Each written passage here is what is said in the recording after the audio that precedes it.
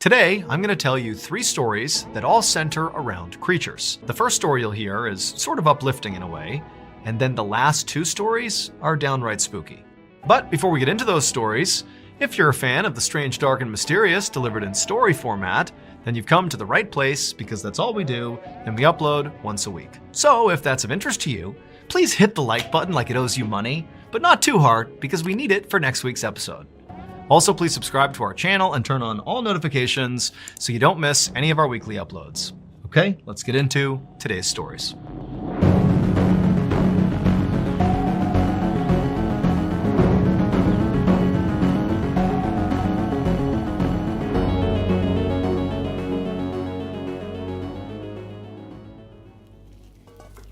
On the evening of December 24th, 2001, a 48-year-old businessman named Kevin Butler was in his kitchen inside of his home in Dallas, Texas, preparing food. The following day, he was going to bring this food to a Christmas party at his friend's house. And as Kevin was preparing this food, he heard his friend Larry, who spent a lot of time at his house, call to him from down the hall. Now, Kevin didn't really hear what Larry wanted, but he could tell from the tone of his voice that, he wanted him to come over there right now.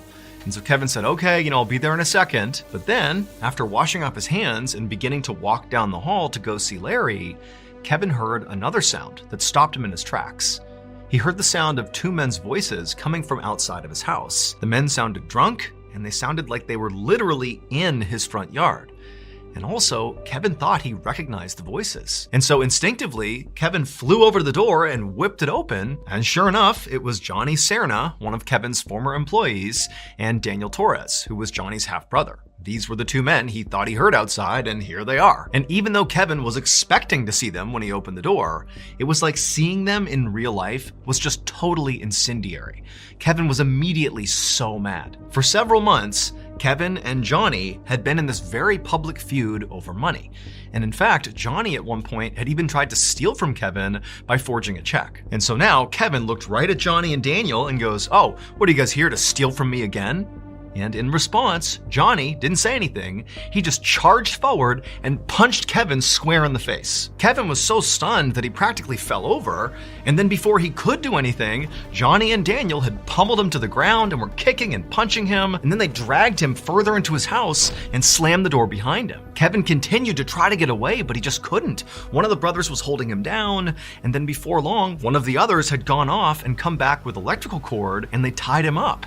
And then once Kevin literally was fully bound and couldn't go anywhere, the brothers went into the kitchen, got knives, came back, and they began stabbing Kevin over and over and over again. And as all this commotion was happening out in the living room, Kevin's friend Larry, who was right down the hall, heard the whole thing. He heard the sound of, the 2 drunk guys coming in. He heard the sound of Kevin clearly being attacked. And at first, Larry was terrified and didn't know what to do. But as he heard the sound of Kevin screaming out for help, Larry jumped into action, and he flew down the hallway and he charged out there, and he saw Daniel still on top of Kevin stabbing him, and Larry just went right after Daniel. Now, Larry was unarmed and really didn't stand much of a chance to begin with, but he did whatever he could to try to get Daniel off. He began biting and scratching him and doing whatever he could, but it wasn't enough. And eventually, Daniel overpowered Larry, and then before long, Johnny and Daniel were not just stabbing Kevin, but were also stabbing Larry. And so in the end, both Kevin and Larry, the 2 friends, were stabbed to death.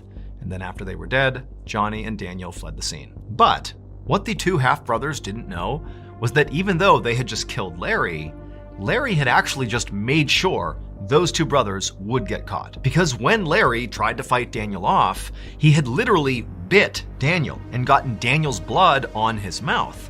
And ultimately, when the police showed up, they took the blood from Larry's mouth, and that was DNA evidence, and it led them right to Daniel. And so Daniel and Johnny were soon arrested and charged with murder. However, they were only charged with 1 murder. And that's because during the attack, when Larry flew down the hall to try to protect Kevin, well, he literally flew.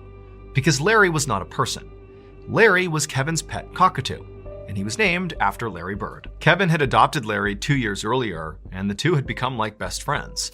And so when Larry heard his best friend Kevin being attacked, he flew in to try to help, and he wound up clawing and pecking at Daniel's head, ultimately getting Daniel's blood on his beak, which led to their arrest. Daniel Torres and Johnny Cerna were both ultimately convicted of murder and sentenced to life in prison.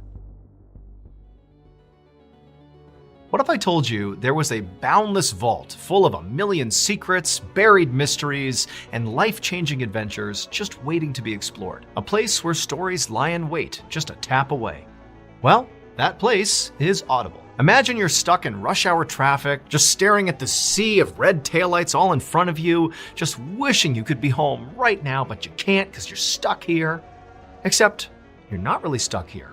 Instead, you've been, transported to this incredible world because you're in the middle of an audible thriller. And then before you know it, suddenly you're in your driveway, you've forgotten about the traffic, and you're just consumed by the story you're listening to the point where you don't want to get out. You don't want to go home because you're so engrossed. That's the Audible effect. From edgier seat thrillers to mind-warping sci-fi epics, Audible transforms words into boundless imagination and helps you live the experience. But Audible isn't just about entertainment. Audible offers a passage to self-discovery. Do you want to unlock the secrets of success from world-class experts? Done. Do you want to dominate your finances and transform your wellness? It's all here. Want advice to steer your career? Just press play. Build the positive habits you want in your life. But if you just want to simply live inside of a story, check out The Lost City of Z on Audible. Every time I listen to that, I get pulled into another world. It's incredible. So start positive habits and reach the goals you set for yourself with Audible. Start listening today when you sign up for a free 30-day trial at audible.com/MrBallen. Okay, back to the story.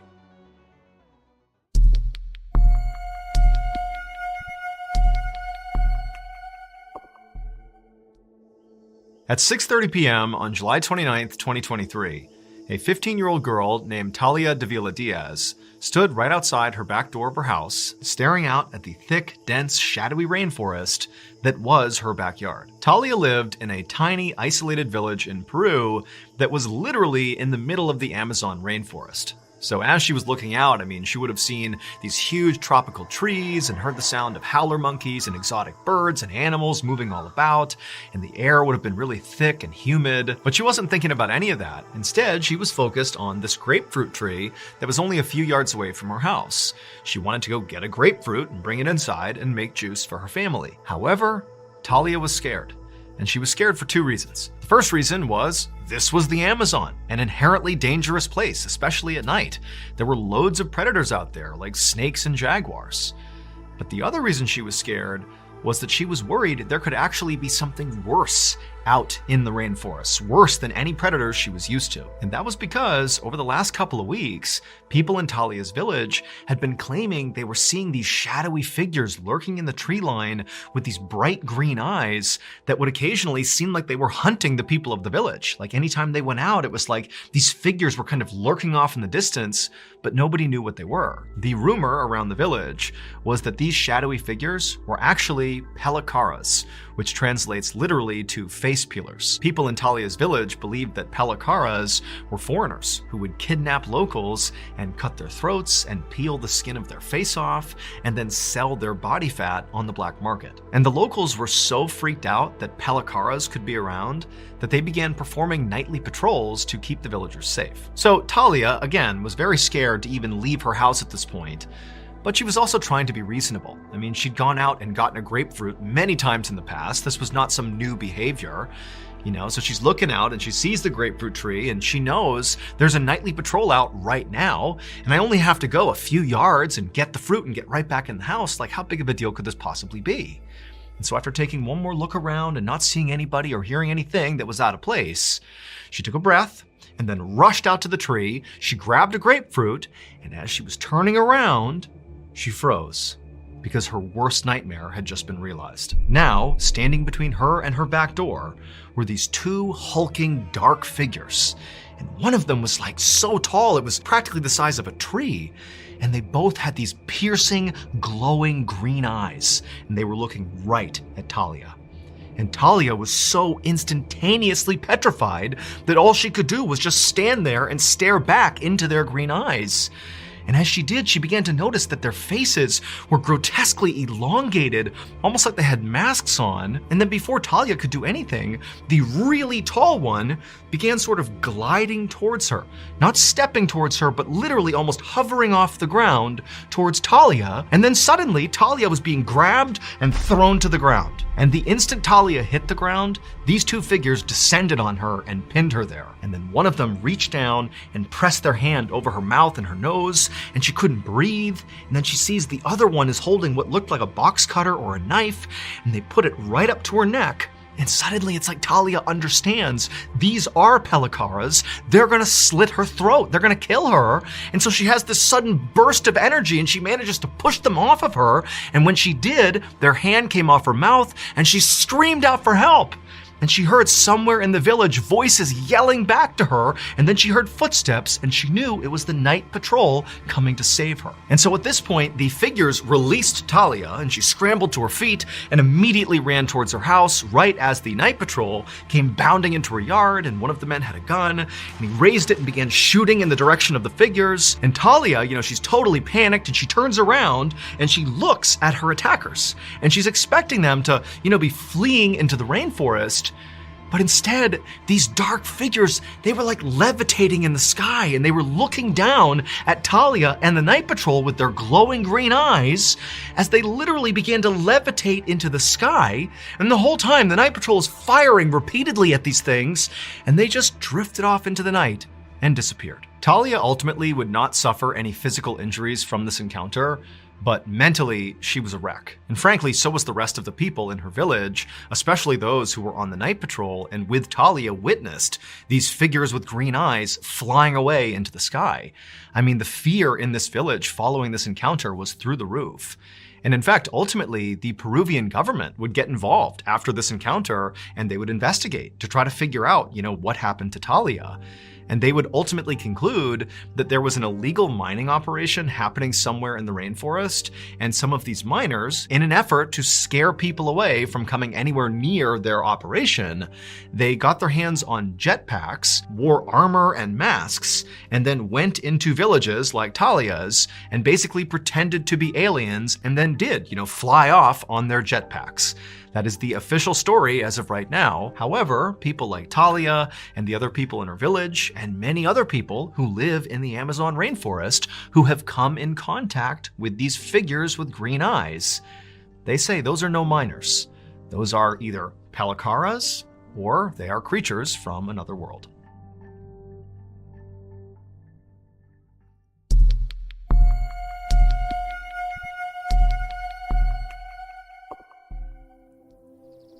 On the afternoon of May 21st, 1974, a 39-year-old man named Pilar Gomez walked through a forest in Argentina.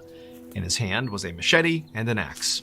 And as he walked, he used the machete to clear brush, and then eventually he reached this huge tree, and he put the machete down, gripped his axe, and got ready to chop it down. However, before Pilar took his first swing, he looked up and he noticed pretty high up on this tree were these very deep claw marks right into the bark of the tree.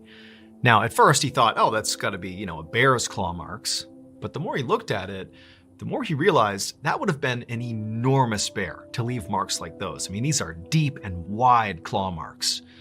Now, Pilar was a professional lumberjack, and he actually lived in this section of forest. He owned this plot of the forest. His cabin was only a few yards away, and he was used to coming in contact with the wildlife, like bears.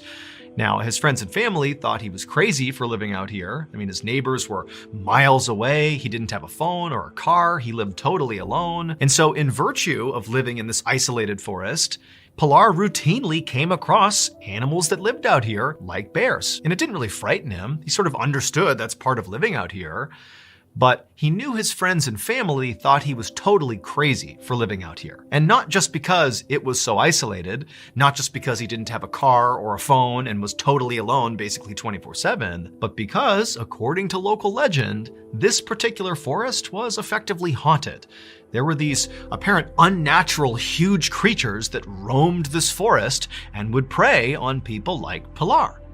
But Pilar didn't believe in any of that nonsense. He knew that, as he looked at these claw marks, this has to be a bear. This is not some huge unnatural creature that's completely made up. And so Pilar just went ahead and began cutting this tree down. And right as this tree smashed into the ground, making a thundering boom, at the exact same moment, basically right behind Pilar, he heard this horrible growling noise, like a huge animal was basically coming up right behind him.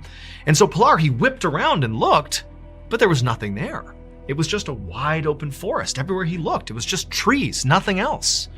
And so Pilar began to think to himself, did I even hear that?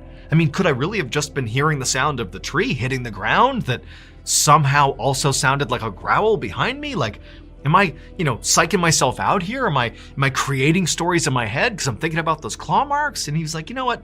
It's all gonna be in my head. I didn't hear anything. I'm all alone out here. I'm safe. I'm good. And so Pilar just got back to work processing this tree.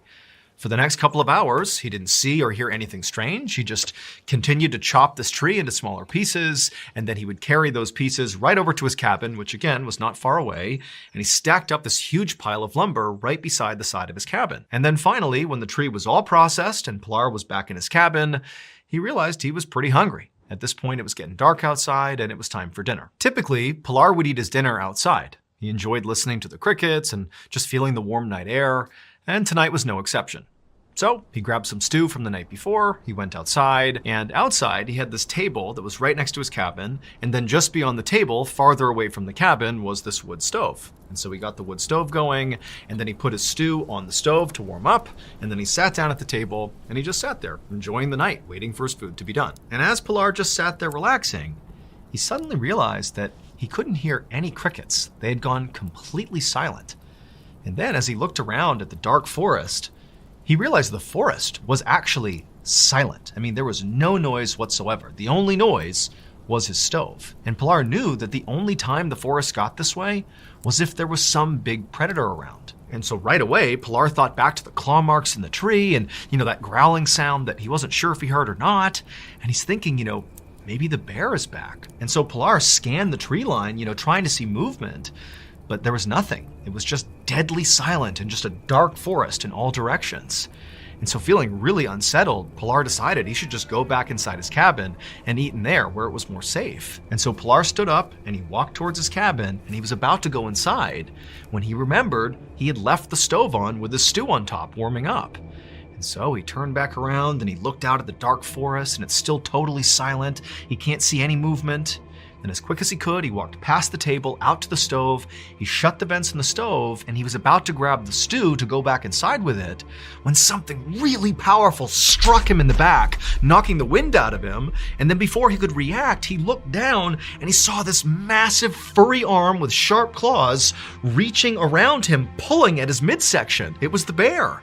And so immediately Pilar began thrashing, trying to get away, and he managed to kind of stumble forward, and his machete was on the ground near the stove. And he fumbles down, he grabs the machete, and he wheels around to strike this bear to get rid of it. But the second he saw the bear, he realized it wasn't a bear. And instinctively he knew he just had to run. And so he turned and began sprinting towards that lumber pile he had cut up before right next to his cabin. And as he was scrambling up this pile, he could hear the sound of this thing running towards him. And then he felt another explosion on the side of his head. And even though he now has been wounded, probably gravely, it was like all adrenaline. And he kept going up the lumber pile and he clambered onto the roof of his cabin. And he turned around, getting ready to fight as best as he could, whatever this thing was. But when he looked out, this thing was just gone. The forest was deadly silent again and there was nothing out there. And so as he's sitting there kind of looking around, waiting for this thing to pop back up again, he reached up and he felt the side of his head and his ear was missing. This thing had ripped his ear off when it hit him in the side of the head. Pilar would remain on the roof of his cabin all night, just constantly scanning, looking for this bear creature to return. But it didn't. The forest just remained totally silent and nothing happened all night. And then finally in the morning, when the sun began to come up, the forest kind of went back to normal. And at that point, Pilar is kind of delirious from blood loss and the impact to his head. And he knew he just had to get out of here and go get help. And so he climbed off the roof, and then he ran about a mile to the nearest building, which was this woodworking shop. And when he got there were a couple of people there. And when they saw the state Pilar was in, they didn't need to be told that he needed to go to the hospital. They just instinctively put him in the car and drove him there. After Pilar was stabilized and his wound was treated and he was sort of in recovery at the hospital, the police showed up to interview him to see what happened. And Pilar would tell them the story about how, the day before he had seen those claw marks in the tree, and then he had heard that loud growling sound behind him, or so he thought. And then that night, this bear had attacked him at his cabin, and he said at some point he had broken away and grabbed the machete, and he turned to defend himself, and he got a good look at this bear. And it was at least 6 feet tall, it was covered in black hair, had sharp claws. It was every bit a bear, except its face. It wasn't a bear's face. It was a human face. Now, to this point, as Pilar was telling his story, one of the police officers was taking notes. Everything Pilar said, he was writing it down. But when Pilar began talking about the bear with the human face, the officer just stopped taking notes, and the officer said, that can't be true. There aren't any bears with human faces. But Pilar, he's like a rugged lumberjack who lives in the forest by himself. And he's telling these officers, I know how crazy this sounds. I know it's not realistic, but I'm telling you what I saw is this bear with a human face. That's what I saw. But the officer just 100% did not believe him. And ultimately, this went down as simply a bear attack, and that was it. The case was closed. However, despite what the police said, since the attack on Pilar, there have been at least 30 people who have come forward to say they either saw firsthand or were attacked by this bear-like creature with a human face in that forest in Argentina. Sightings are so common that locals even came up with a name for this creature. They call it the Ucumar. And to this day, nobody has any idea who or what it is.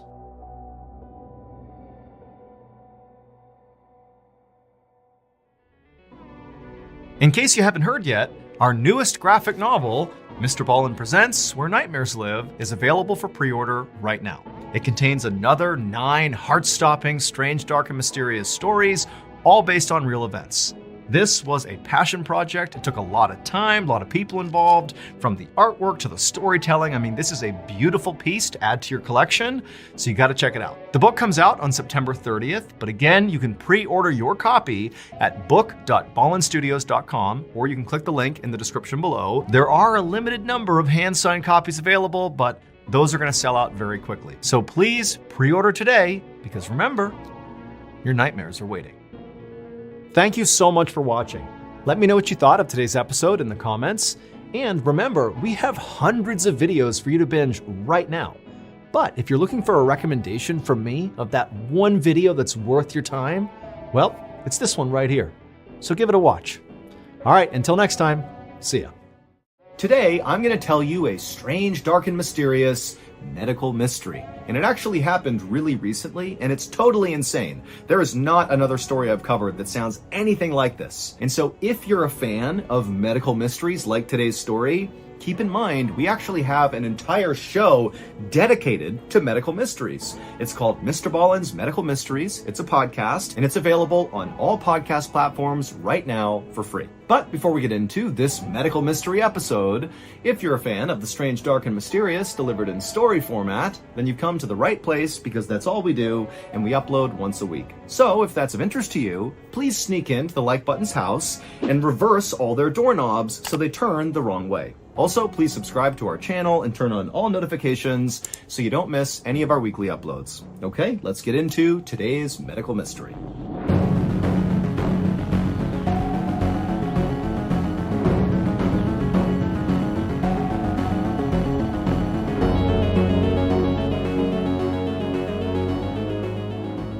On the evening of June 7th, 2023, a 36-year-old man named Umar Abdullah walked into his bedroom in Tampa Bay, Florida, and right away he opened up all the windows.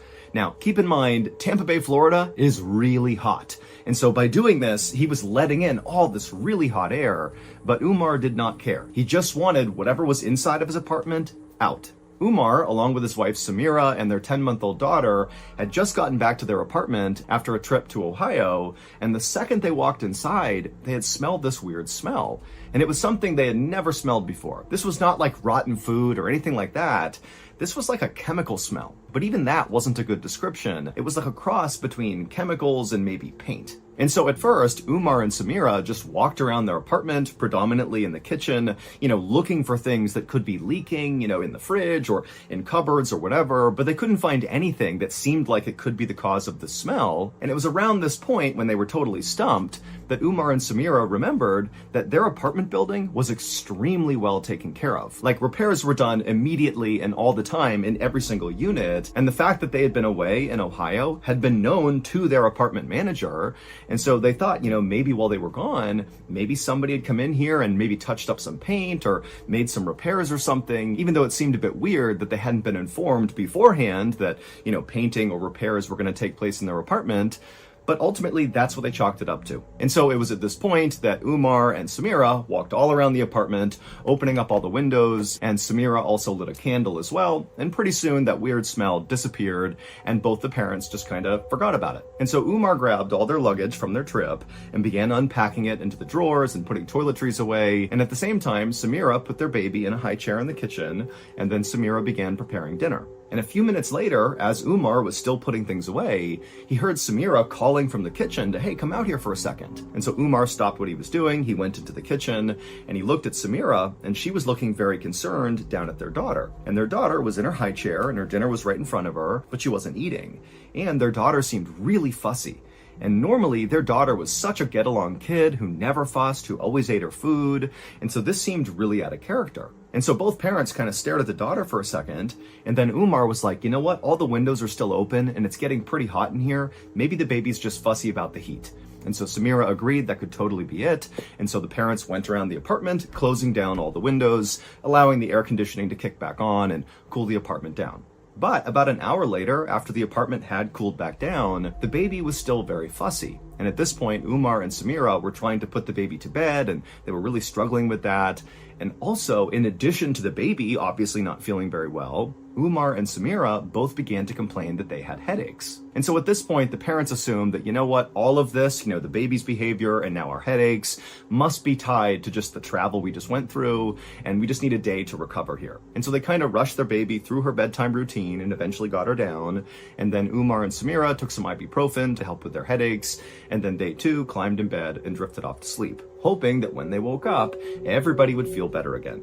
But the next morning, nobody was better. In fact, everybody was doing worse. Umar's headache had now gotten much stronger, and Samira, she still had a headache, but also was very lethargic, and the baby was still very fussy. And over the next few days, their symptoms continued to get worse and worse. Umar's headache went from really bad to pretty much blinding, like he couldn't do anything else but think about his headache. And Samira basically had to lay down all day. It was like no matter how much she slept, she had zero energy, and their poor baby just continued to cry and fuss all the time, and even began to vomit. And so it seemed pretty obvious by this point, after a few days, that the three of them must have caught some sort of bug while they were traveling, that this was not just jet lag, that they actually had some sort of illness. But the parents were convinced that, they could just kind of rough it out, and eventually, after a couple of days, they would get better. But on the morning of June 14th, so this is now a week after coming back home from their trip, not only were all their symptoms still really bad, but on this particular morning, things took a dark turn. That morning, when Umar went to his daughter's bedroom, he's still dealing with this horrible headache, he makes his way into the bedroom, and he goes down to pick his daughter up from her crib, and as he's reaching down to grab her, he freezes. Because on the bed, on the pillow right behind the baby, is all the baby's hair. The baby had clearly lost huge chunks of her hair. And so Umar at this point forgot about his headache and yelled for Samira, and even though she's super lethargic, she could tell this is an emergency, so she got up and made her way into the bedroom, and she looked down too and saw all the hair, and she reached down and scooped the baby up, and she turned the baby over, and sure enough, there was a huge bald spot on the back of their baby's head. But Umar and Samira, they said to each other right away that, wait a minute, I know this is scary, but it is actually a thing that newborn babies sometimes do lose their hair.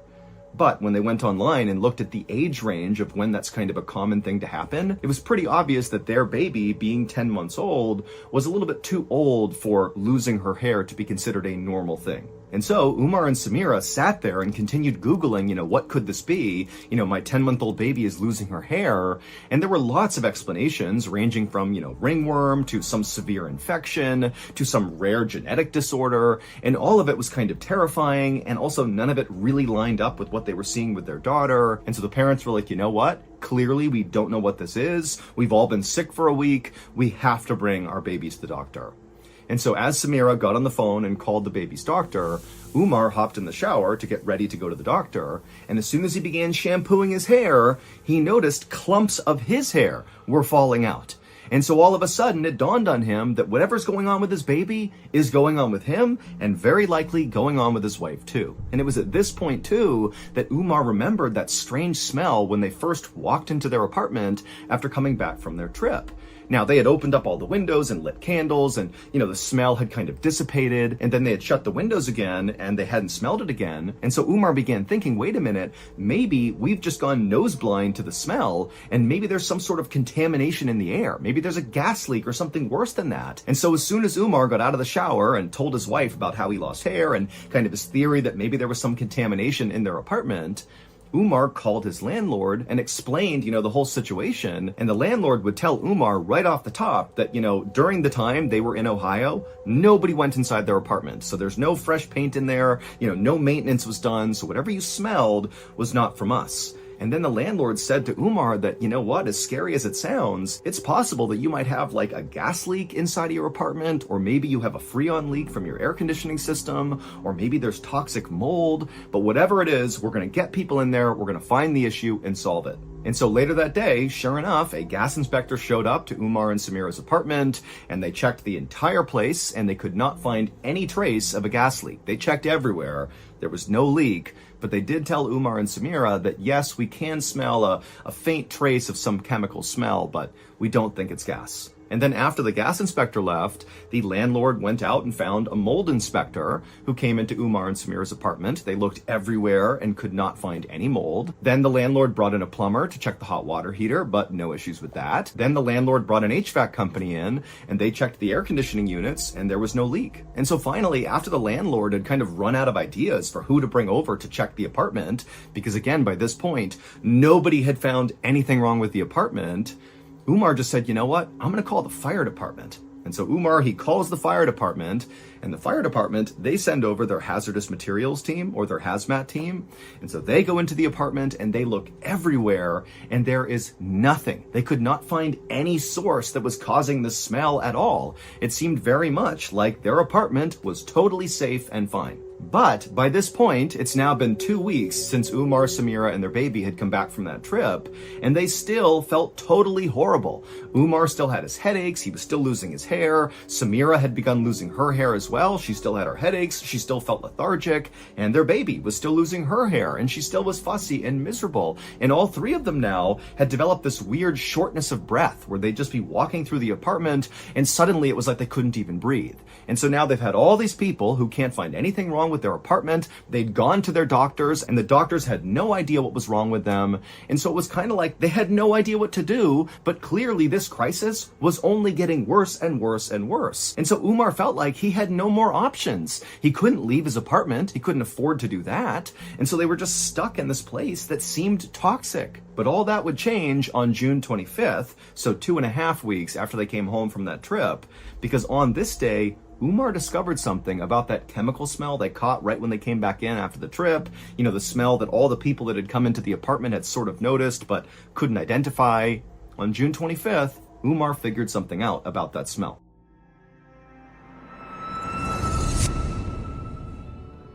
If you don't know this, late last year, we launched a brand new, strange, dark, and mysterious show called MrBallen's Medical Mysteries. And so far, people love it. It is a free weekly show where each week we explore a new baffling mystery originating from the one place we all can't escape, our own bodies. Topics discussed on the show range from obscure diseases and freak occurrences to totally weird medical mishaps that sometimes result in big, amazing discoveries and other times result in just unimaginable suffering and death. So, if you're a fan of the strange, dark, and mysterious, then you really ought to give MrBallen's Medical Mysteries a try. To start listening, go look up and follow MrBallen's Medical Mysteries on any podcast platform, and boom, you're in. You got yourself a new weekly show. But if you're super impatient, like I am, and you can't wait a whole week to get a new episode, well, with your Prime membership, you can listen to an entire batch of 8 episodes at once, because we release them 8 at a time on Amazon Music. Also, on Amazon Music, there are no ads. And if all this was not enough to sell you on maybe giving the show a try, well, then stick around at the end of this video, and I'll play you a sneak peek from our newest episode of MrBallen's Medical Mysteries.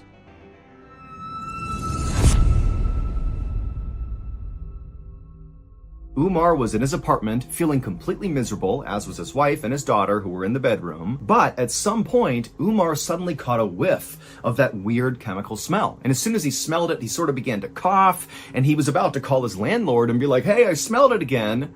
But he decided on this day, instead of calling anybody else, he was going to run an experiment of his own.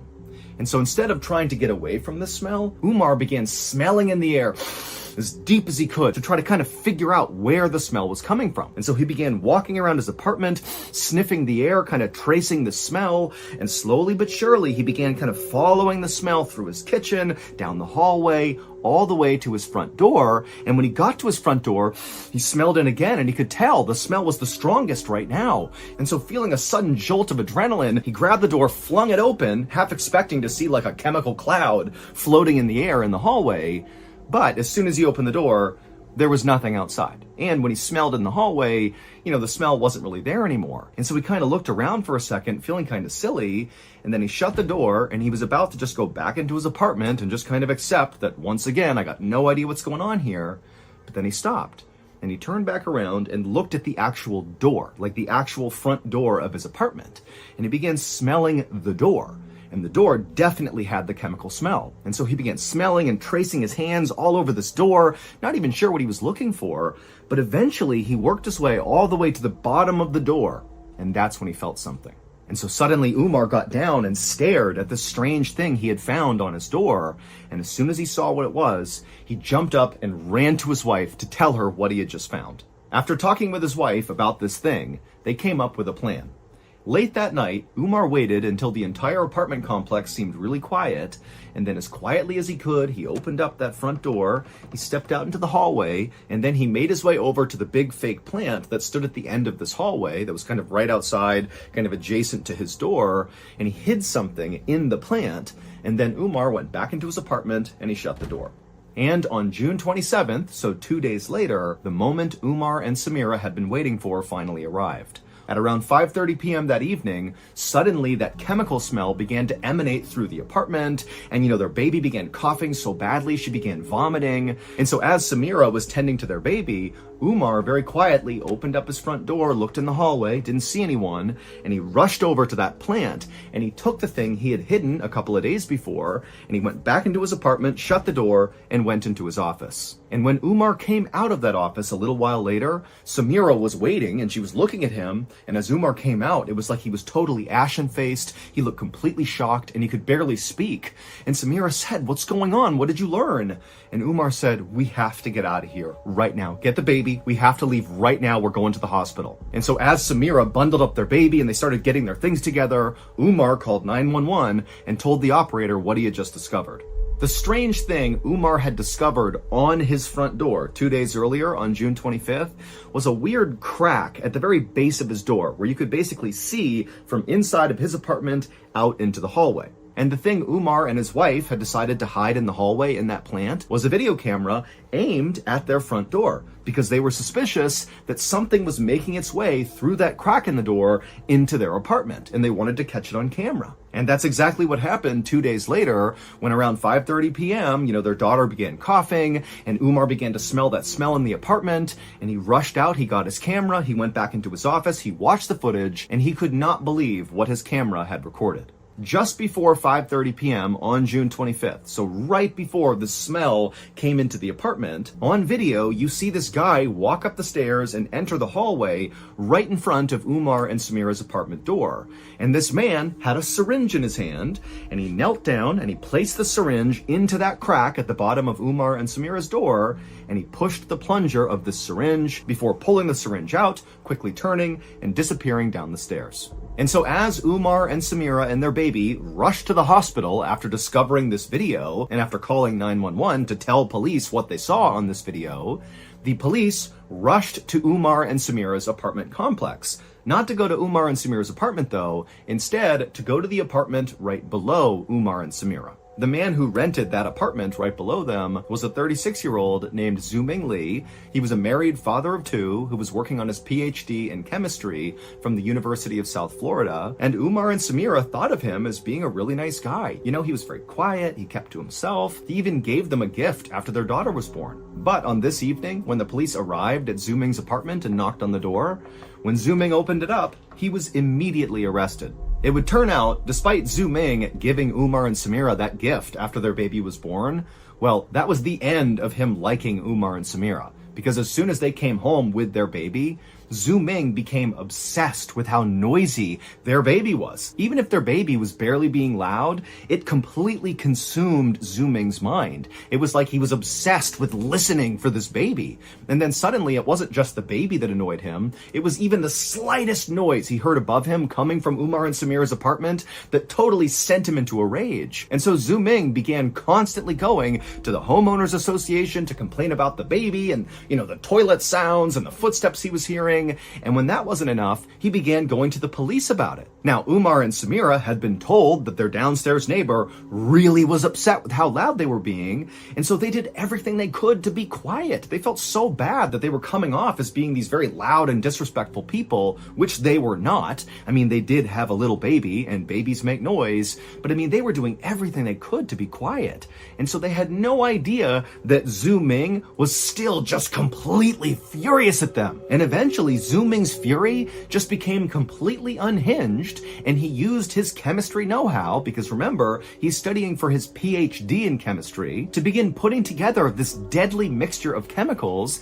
that contain things like methadone and hydrocodone, and he put them into a syringe, and he began injecting them into Umar and Samira's apartment to poison them to make them be quiet. And so by the time Zuming was arrested, he had been injecting these deadly chemicals into their apartment for a month. That was obviously the cause of all of Umar and Samira and their baby's symptoms. It was this poison. Umar, Samira, and their baby would get treatment and they would fully recover from their poisoning, but very likely, had they not been quick thinkers and put that camera in place and caught Zuming in the act, it's entirely possible that over time, the poison that was being injected into their apartment would have killed them. Officials are still investigating this case as it's still relatively new.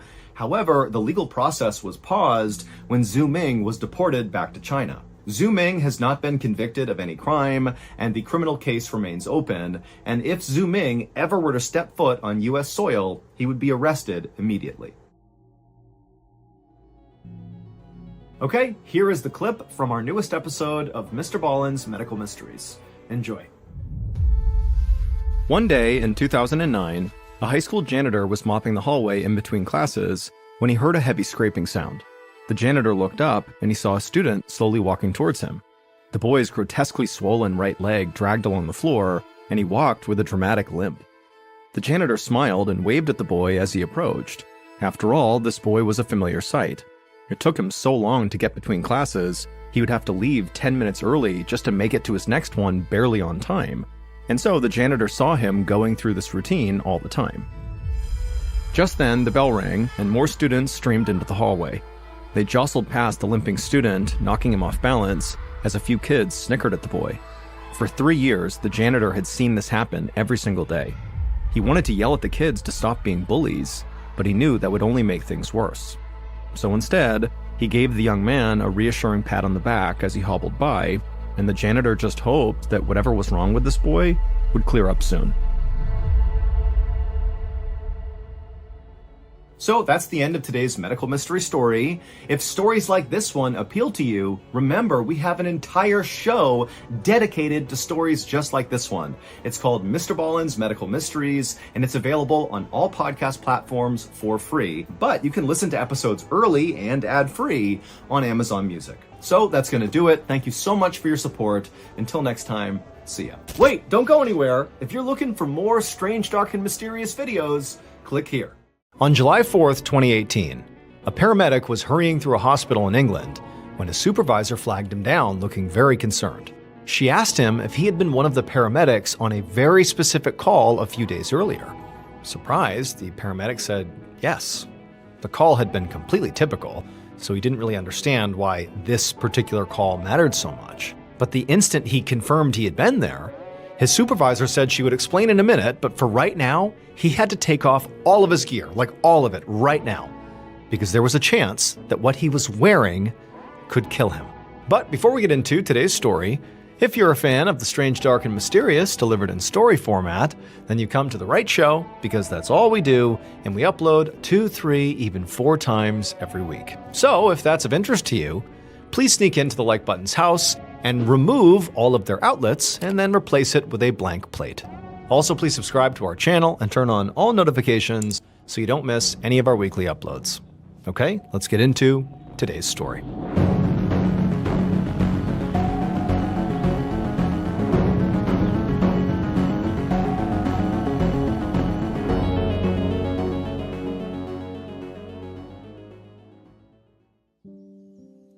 On the afternoon of June 29th, 2018, a 44-year-old woman named Dawn Sturgis sat on a blanket in a park in Salisbury, England, drinking some wine with a few friends and her boyfriend Charlie Rowley. It was Dawn's favorite way to spend a Friday, especially since it involved Charlie. So they'd been dating for 16 months, and she was completely in love with him, primarily because Charlie was truly like the lone bright spot in Dawn's otherwise really difficult life. So Dawn was an alcoholic who had struggled with an undiagnosed case of bipolar disorder for years. And so she had a hard time finding work. And for the last 2 years, she'd actually lived in a therapeutic group home. But it was a little after she had moved in there that she had very fortunately met Charlie. Now, on paper, Dawn and Charlie did not seem like they would be good for each other. Charlie was addicted to heroin. He also didn't have a job, and he was frequently in trouble with the law. And so when they first got together, people in Dawn's life worried that Charlie ultimately was just going to pull her down even further into her own problems. But they did make each other really happy. And so they spent basically all of their time together, going between each other's apartments and visiting the park and hanging out with their friends. And for Dawn, this taste of happiness had made her want to make some positive changes in her life. Now, she still drank alcohol, but she finally got her bipolar disorder diagnosed and properly medicated. And she was feeling stable for the first time in years. She was even planning to move out of that group home and into a new apartment soon, and hoped that, that would give her a chance for a true fresh start. And because of all these changes, Dawn had planned a get-together with her family to show them how well she was doing. It was in a few days, and she'd really wanted Charlie to come with her, since their relationship, at least in her mind, was a huge reason she'd been so motivated to turn this corner. Except, despite how much she adored Charlie and really was excited for her life with him, at the current moment as they sat in the park on this Friday, she actually was really mad at him.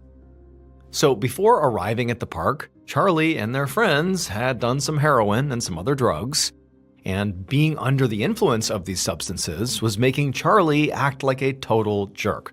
Dawn had just bought some new hair dye to give herself a new look for this get-together with her family. And now Charlie, high on drugs, was wasting it by putting it in his beard and his eyebrows as a joke. And so Dawn ultimately was really mad, not so much because he was wasting the dye, but because by dyeing your beard and eyebrows and all that Charlie was going to look like a total deranged mess when he met her family for the first time in a few days. And so when she expressed her concerns to Charlie, he did go and, wash out the dye from his face, and he got most of it out. But even after, Dawn still felt just so annoyed by the whole thing. It's like he knew how important this meeting with her family was going to be. Why would you jeopardize that?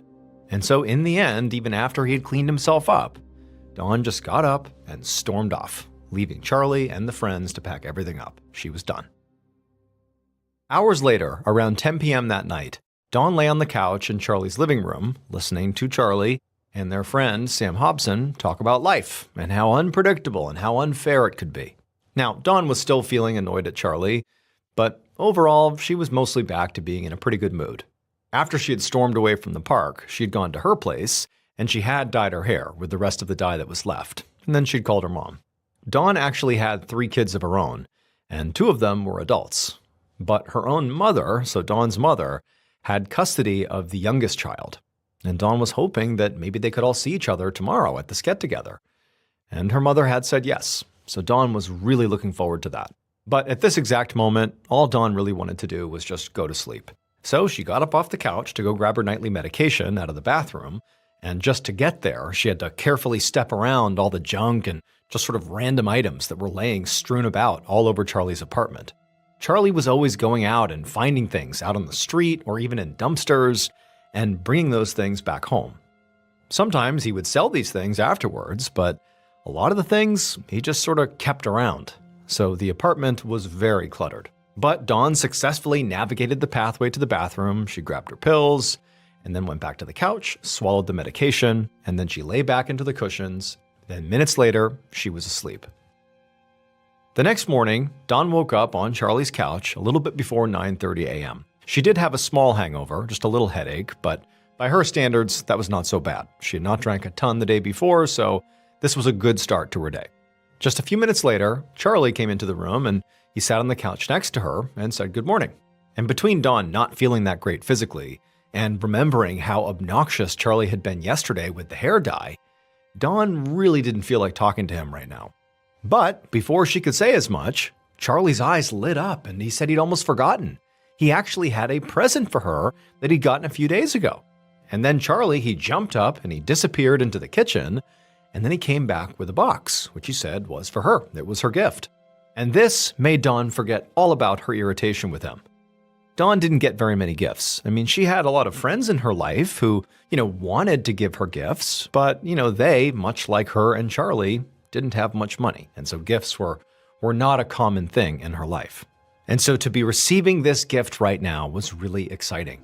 And so Dawn smiled widely and she opened up the box's lid, and inside was this clearly very expensive bottle of perfume. And she gasped when she saw it. It was brand new. She would never have been able to afford something like this, and she was shocked, frankly, that Charlie had managed to get it for her. Like, how could he have gotten this? Dawn gave Charlie a very excited hug, and she told him she absolutely loved it. And so she pulled it out and she sprayed some on her wrists and she rubbed them together and she thought it smelled so good. And then she handed the bottle to Charlie and told him to please put this somewhere safe. Then she stood up from the couch with a big smile on her face and she went to get her makeup to go get ready for the day. About 5 minutes later, Dawn was sitting back on the couch with her makeup bag now in her lap, and she was applying foundation to her face and telling Charlie about how she was thinking about putting more dye in her hair, maybe a blue streak this time. But as she finished her foundation and reached for her powder, she felt her headache suddenly intensify. She winced, hoping it would pass, but pretty soon she started feeling pretty lightheaded and realized she was sweating quite a bit.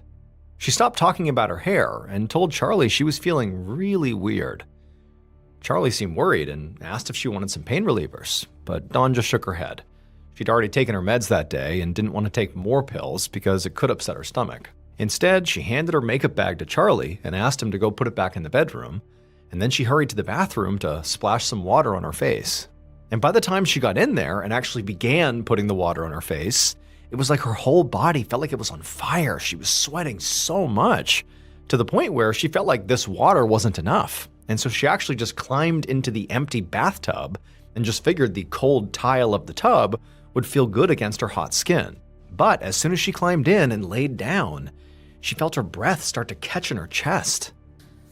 From the living room, Charlie heard Dawn in the bathroom, and he heard the sound of the water turning on and then off, and then the sound of Dawn rustling around in there. Now, he was somewhat worried about her, but he also knew she regularly had hangovers, and she clearly had one now, and so he figured, that's what this was. He also really wanted to leave right now and go meet up with his friend Sam to shoot up some more heroin, because that would take the edge off his headache and his nausea. However, before he could do that, he heard a weird sound coming out of the bathroom where Dawn was. At first, he wasn't even sure what it was, but then he realized it was a gurgling sound. And so at this point, he jumped to his feet and he hurried to the bathroom door, and as soon as he opened it, he gasped because Dawn was laying there in the empty bathtub, fully clothed and frothing at the mouth. Charlie had no idea what was happening, but he instinctively ran over to her, pulled her out of the tub, and he laid her on the floor, and he could tell that she was basically unconscious and she was limp. And in fact, when he listened closely to her mouth, he couldn't even tell if she was breathing. And so Charlie's thinking, this is not a hangover. This is something way more serious. So he ran and got a phone and he called the emergency line. And when the dispatcher picked up, Charlie frantically explained what was going on, that, Dawn, his girlfriend, had just collapsed in the bathtub out of nowhere. The operator got his address and said they would send a paramedic, but they also told Charlie he would have to do CPR on Dawn while he waited, and so they explained to him how to do that over the phone. Charlie was horrified, but he tried to take a deep breath and do what they said so he could help Dawn, so he kept the phone by his side while he straddled Dawn and gave her chest compressions. It would take an agonizing 19 minutes before a single paramedic finally arrived. And by that time, Dawn had begun to turn blue. Charlie paced around anxiously inside of his apartment while the paramedic took over chest compressions. Charlie could hear the paramedic calling for more help on his radio. And sure enough, a few minutes later, more paramedics streamed inside. And at first, this made Charlie feel hopeful, like more medical support meant that Dawn was going to be okay here. But then, from his spot out in the living room, he heard one of the paramedics say something about drugs, like this could be an overdose or something. Charlie heard that and he called out that Dawn didn't do drugs, but the paramedics did not seem to hear him. And a second later, their voices got more urgent. They were using a lot of medical terminology that Charlie didn't understand, but he did catch one thing. Dawn's heart had apparently stopped.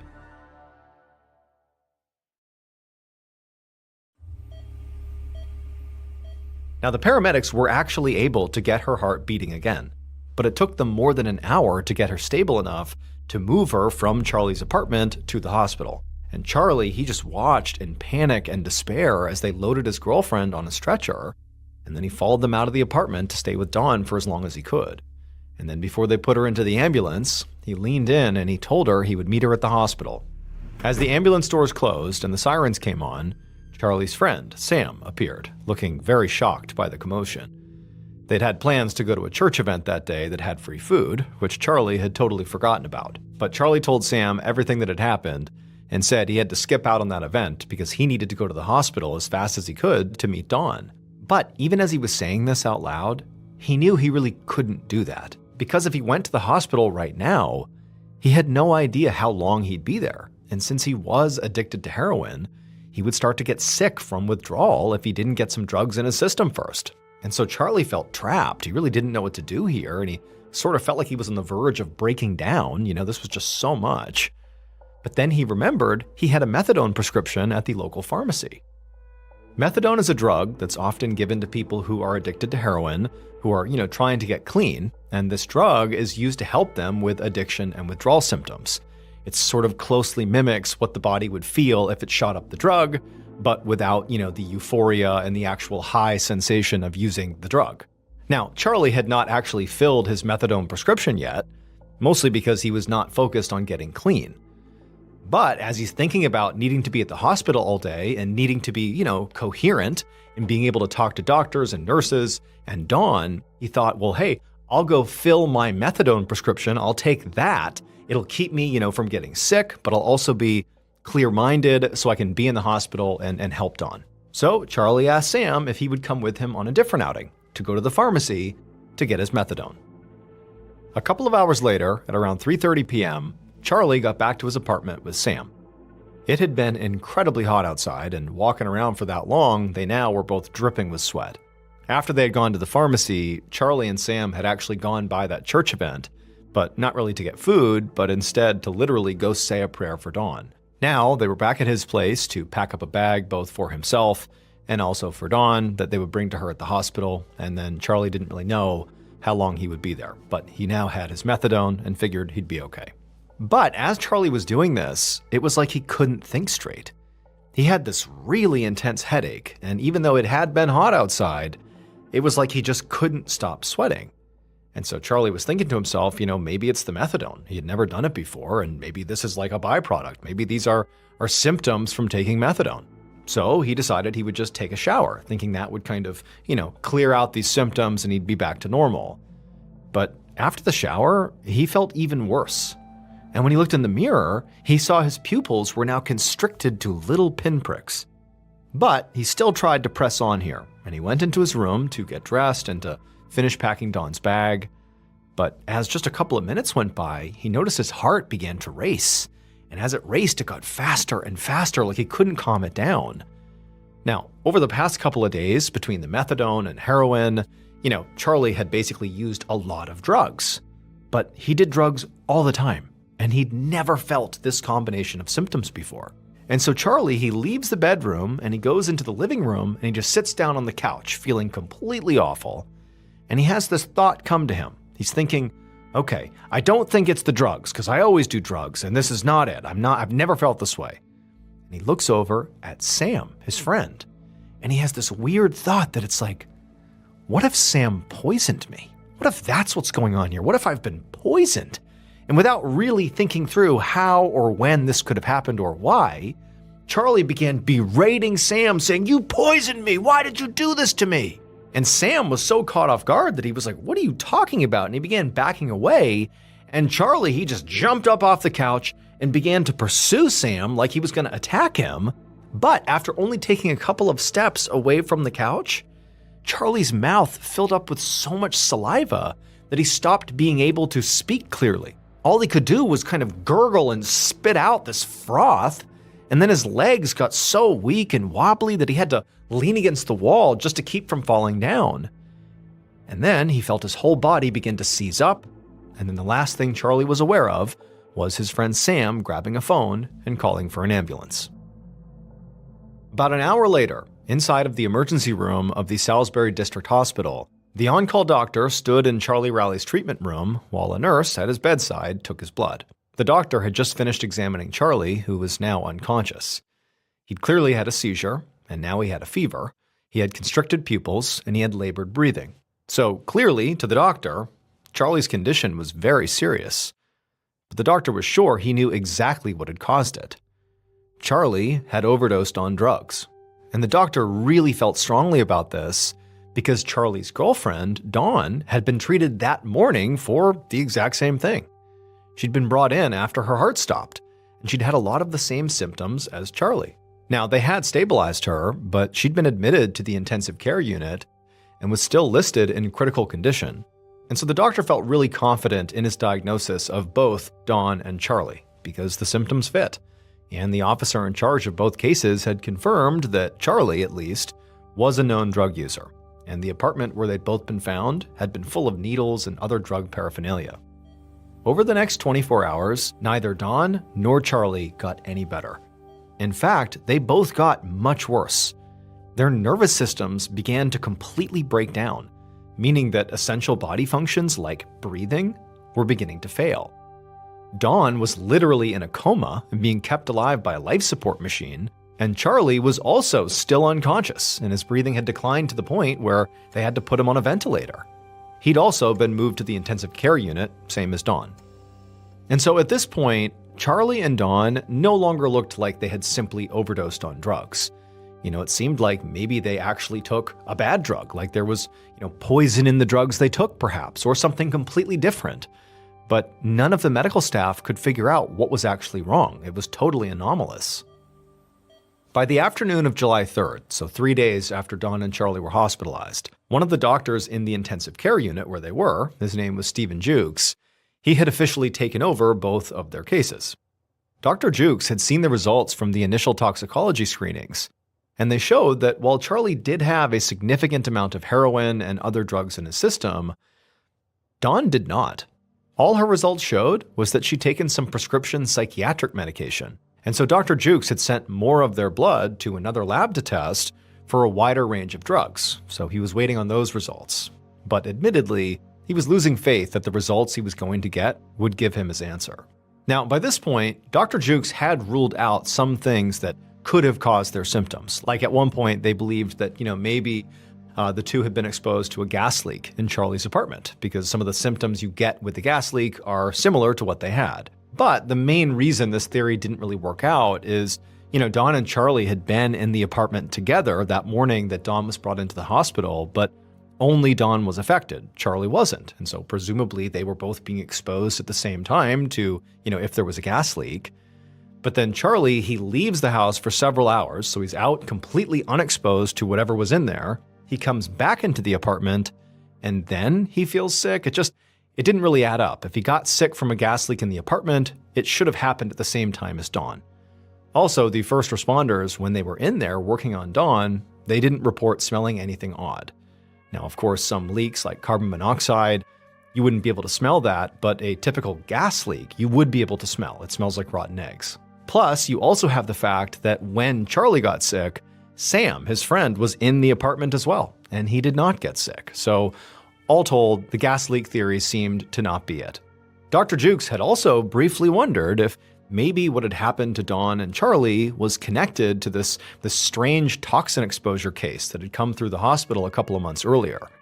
However, the victims in that case were from out of the country, and Dawn and Charlie had not been out of England, so Dr. Jukes had ruled that out as well. But Dr. Jukes did have one theory he still thought was a good one. Maybe this was pesticide poisoning. It matched with their symptoms, and Dr. Jukes knew that sometimes street drugs can be contaminated with pesticides. So if Dawn and Charlie had both taken something that Dr. Jukes hadn't tested for yet, then they could have maybe been exposed that way.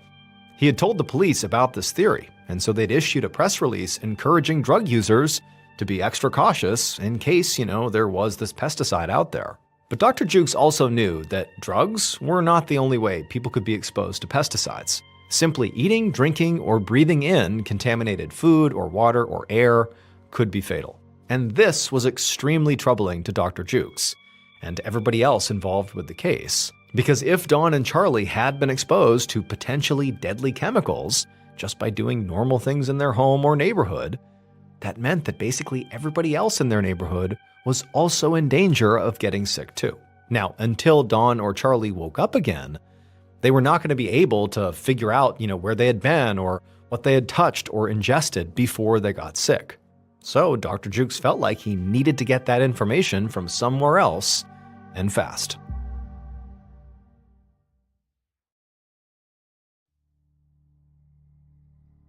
The next morning, July 4th, so 4 days after Dawn and Charlie got sick, Dr. Jukes pushed open a door to a room where Dawn's mother, her 3 sisters, and her son were all waiting. He'd heard they were all here visiting Dawn, and so he had one of the nurses send them to one of these hospital family rooms so he could speak to them. He was hoping that they might be able to shed some light on where Dawn had been and what she might have eaten or drank before she got sick. Now, Dawn's family was staring at him with anxious expressions on their faces. He barely got out his introduction before they started lobbing questions at him about what was going on and why the news was describing Dawn as some kind of drug addict. Dr. Jukes just held up his hand to slow them down, and once they were quiet, he explained that at first they had believed this was an overdose because she had all the symptoms for it. But now, based on how the symptoms had progressed, he knew overdose was very likely not the case here. Then he told them his theory about the pesticides and said he really needed their help with it. He asked them to tell him everything they could about Dawn, her habits, her health history, and the people she typically saw. Dawn's mother said she had spoken to Dawn on the phone the night before all this started, and she said Dawn seemed fine. She had even asked to see her young daughter the next day at the big family get-together they were planning. Aside from that, though, the family said that, Dawn struggled with alcoholism and her mental health, and she didn't always tell them everything.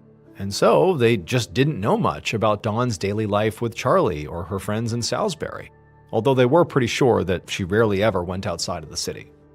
But what the family primarily wanted to communicate to Dr. Jukes was that Dawn was not just some nobody the way the news had portrayed her. She was a loving mother and sister and daughter and friend, and she was really trying to do better, and she was doing better. She didn't want much. She just wanted a place of her own and a little more stability in her life, and that's the path she was on. And so they begged him not to give up on her. Dr. Jukes promised he would not. But as he left the room, he couldn't help but feel disappointed. He was glad to know more about Dawn as a person. She seemed wonderful. But he had been hoping for some kind of breakthrough about what exactly had happened to her, and he hadn't gotten that. I mean, none of them had been able to give him any answer that could maybe even begin to explain what was going on. And so at this point, he really wasn't sure what else he could even do. But as Dr. Jukes headed back towards his office to try to figure out his next move, he saw a lab tech rushing towards him down the hallway. The tech was holding a piece of paper, and when he reached Dr. Jukes, he shoved the paper into his hands. The tech was out of breath, but told Dr. Jukes he had to read this right now. So Dr. Jukes, he looked at the paper, and he saw that it was the lab results for Dawn and Charlie. And when he scanned its contents, he could not believe what he was reading. The new blood test that he had ordered did not confirm the presence of pesticides or of any other street drugs. But they did show something else. Something so unexpected and so dangerous that Dr. Jukes now knew for certain that Dawn and Charlie were not the only ones at risk here. Everyone was. Like literally everyone in Charlie's apartment building, everyone in Dawn and Charlie's neighborhood, all the paramedics, all the doctors, all the nurses that had treated them, and all the patients in the hospital. Literally everybody. In fact, it was even possible that everyone in the whole city was now in danger. And it might already be too late. And so Dr. Jukes sprinted down the hall towards his office, he picked up the phone, and he called the police. A few hours later, the deputy head of investigations for one of England's counter-terrorism units, Philip Murphy, stood on the street outside of Charlie's apartment building. His team had completely cordoned off the whole building and evacuated everybody who was inside. Dozens of officers and crime scene technicians were going in and out of the space wearing these big protective suits, and they were swabbing surfaces and collecting evidence. Because of those tests that Dr. Jukes had run, Murphy knew exactly what substance had sickened Dawn and Charlie, but he had no idea how they could have come in contact with it. And answering that question was now a matter of international security. Now, not only was Murphy's counterterrorism unit involved, but so were multiple other agencies, including the UK's Secret Service, which is known as MI5. MI5 would deal with the other countries outside of Europe that were now getting involved in this. In addition to Charlie's apartment, the counterterrorism unit had been deployed to the hospital and were making anyone who visited Dawn and Charlie now wear protective gear. They had contacted all the paramedics and all the officers who'd interacted with Dawn and Charlie and made them bag up their uniforms and equipment as biohazards. Some police officers were now sifting through literally thousands of hours of CCTV footage from all around the city from the past few weeks, looking for any signs of Dawn or Charlie. And others were contacting Dawn and Charlie's friends to try to get a sense of their recent movements. At least one friend had already taken officers on a tour of a park they'd all gone to the day before Dawn and Charlie got sick. Murphy actually had a team headed there right now to close it off and start taking more samples. He also had another team at Dawn's place doing the same thing. And so, as Murphy stood there watching the officers in suits go in and out of Charlie's apartment, he knew that really, as big as this was actually just the beginning. He was going to have to be patient, because even though the situation was clearly urgent, he also knew it could take a long time to figure out exactly what happened and why. And so at this point, all Murphy, or anybody else for that matter, could do here was just hope that, the authorities found some answers before more people got hurt. But just 4 days later, on July 8th, Dawn was taken off life support and died in the hospital. And of course, that was incredibly tragic. But specifically for Murphy, he was hoping to get a chance to speak to her. She was, a potential treasure trove of information about how this whole thing happened. And now, of course, he would never get that chance. On July 11th, so 11 days after Dawn and Charlie first got sick, with Dawn now deceased and Charlie alive but still unable to talk, the agencies working on the case had managed to eliminate almost every location that Dawn and Charlie had visited as the source of this toxic substance, except for one, and that was Charlie's apartment. And so Murphy sent the forensics team back to the apartment to search it all over again. That afternoon, a lead officer with the forensics team stood in the middle of Charlie's small apartment alongside some of his colleagues. This lead officer and his team were all dressed in these very heavy-duty protective suits, so they moved slowly around the cramped space as they took samples of surfaces and bagged potential evidence. All the stuff, all the clutter in the apartment made it really hard to get around. There were clothes on the floor and open bags of fabric and dirty dishes stacked in the sink and on the counters, and overflowing trash cans. And in the bedroom, there was a bunch of makeup and some hair dye boxes scattered on the floor, along with needles and other drug paraphernalia. There was not a ton of furniture in the apartment, but it was all over the place because paramedics had pushed it around during their response. And other areas of the place were littered with medical debris, like rubber gloves and plastic wrappers. And there was also just some trash and just kind of like random objects, water bottles, plastic toys, piled up on the windowsills. It was almost like there was literally too much in the apartment to even effectively test it all.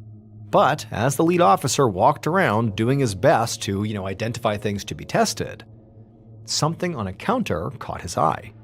It was an object that looked very different from anything else in the apartment.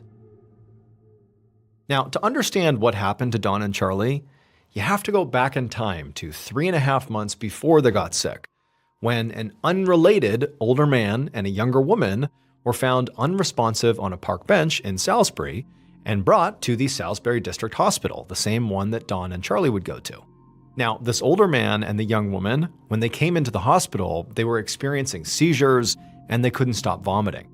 But after being treated at the hospital, they actually both fully recovered. And at first, the doctors there, including Dr. Jukes, thought this man and woman were just regular civilians who had gotten sick, maybe from an overdose. But soon, it became clear that both of those things were not true. Number one, they were not just regular civilians. The older man was a Russian spy who had defected to England, and the young woman was his daughter. And they had definitely not overdosed. They had been poisoned. An investigation discovered that the substance that had been used to poison them was this very rare and deadly chemical weapon created by Russia called Novichok, a kind of nerve agent. And so 3.5 months later, after Don and Charlie were hospitalized and getting worse and worse, and then that lab tech rushed down the hallway to show Dr. Jukes their new lab results, it was Novichok, the deadly chemical that Dr. Jukes saw printed on the paper. That was in their system. Investigators in the spy poisoning case had never been able to figure out exactly how the poison had been administered to the spy and his daughter. But the item that Murphy's forensics team had found on the counter in Charlie's apartment, the one that kind of stood out and didn't really appear like it belonged in this space, was the item that ultimately solved that mystery.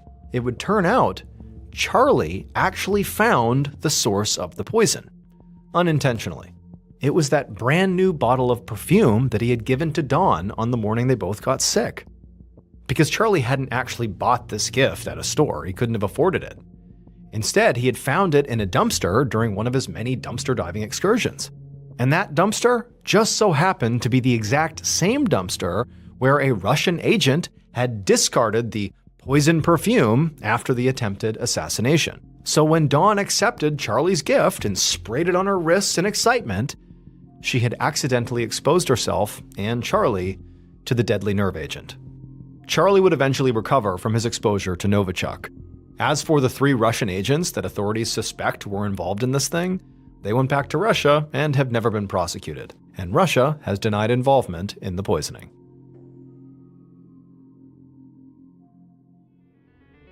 Thank you so much for watching today's episode. Let me know what you thought of it in the comments below. And remember, we have a whole playlist of Places You Can't Go episodes ready for you to binge right now. So go ahead and click here and give them a watch. All right, until next time, see ya. In 1953, a man had just moved into a new apartment in London, and as soon as he went inside, he decided he wanted to renovate. And so he started by pulling down all the wallpaper in the kitchen. And as he's doing it, he makes his way into the kitchen pantry, and he pulls off one particular strip of wallpaper, and he sees behind the wallpaper, towards the bottom of the wall, is a door. There is a secret door behind the wallpaper. So he gets down and he rips off more of the wallpaper, and then he grabs the little handle and he pulls the door open. And what he sees inside of this little room was not only horrifying and would scar him for life, but the contents of this secret room would change the legal system in the United Kingdom forever.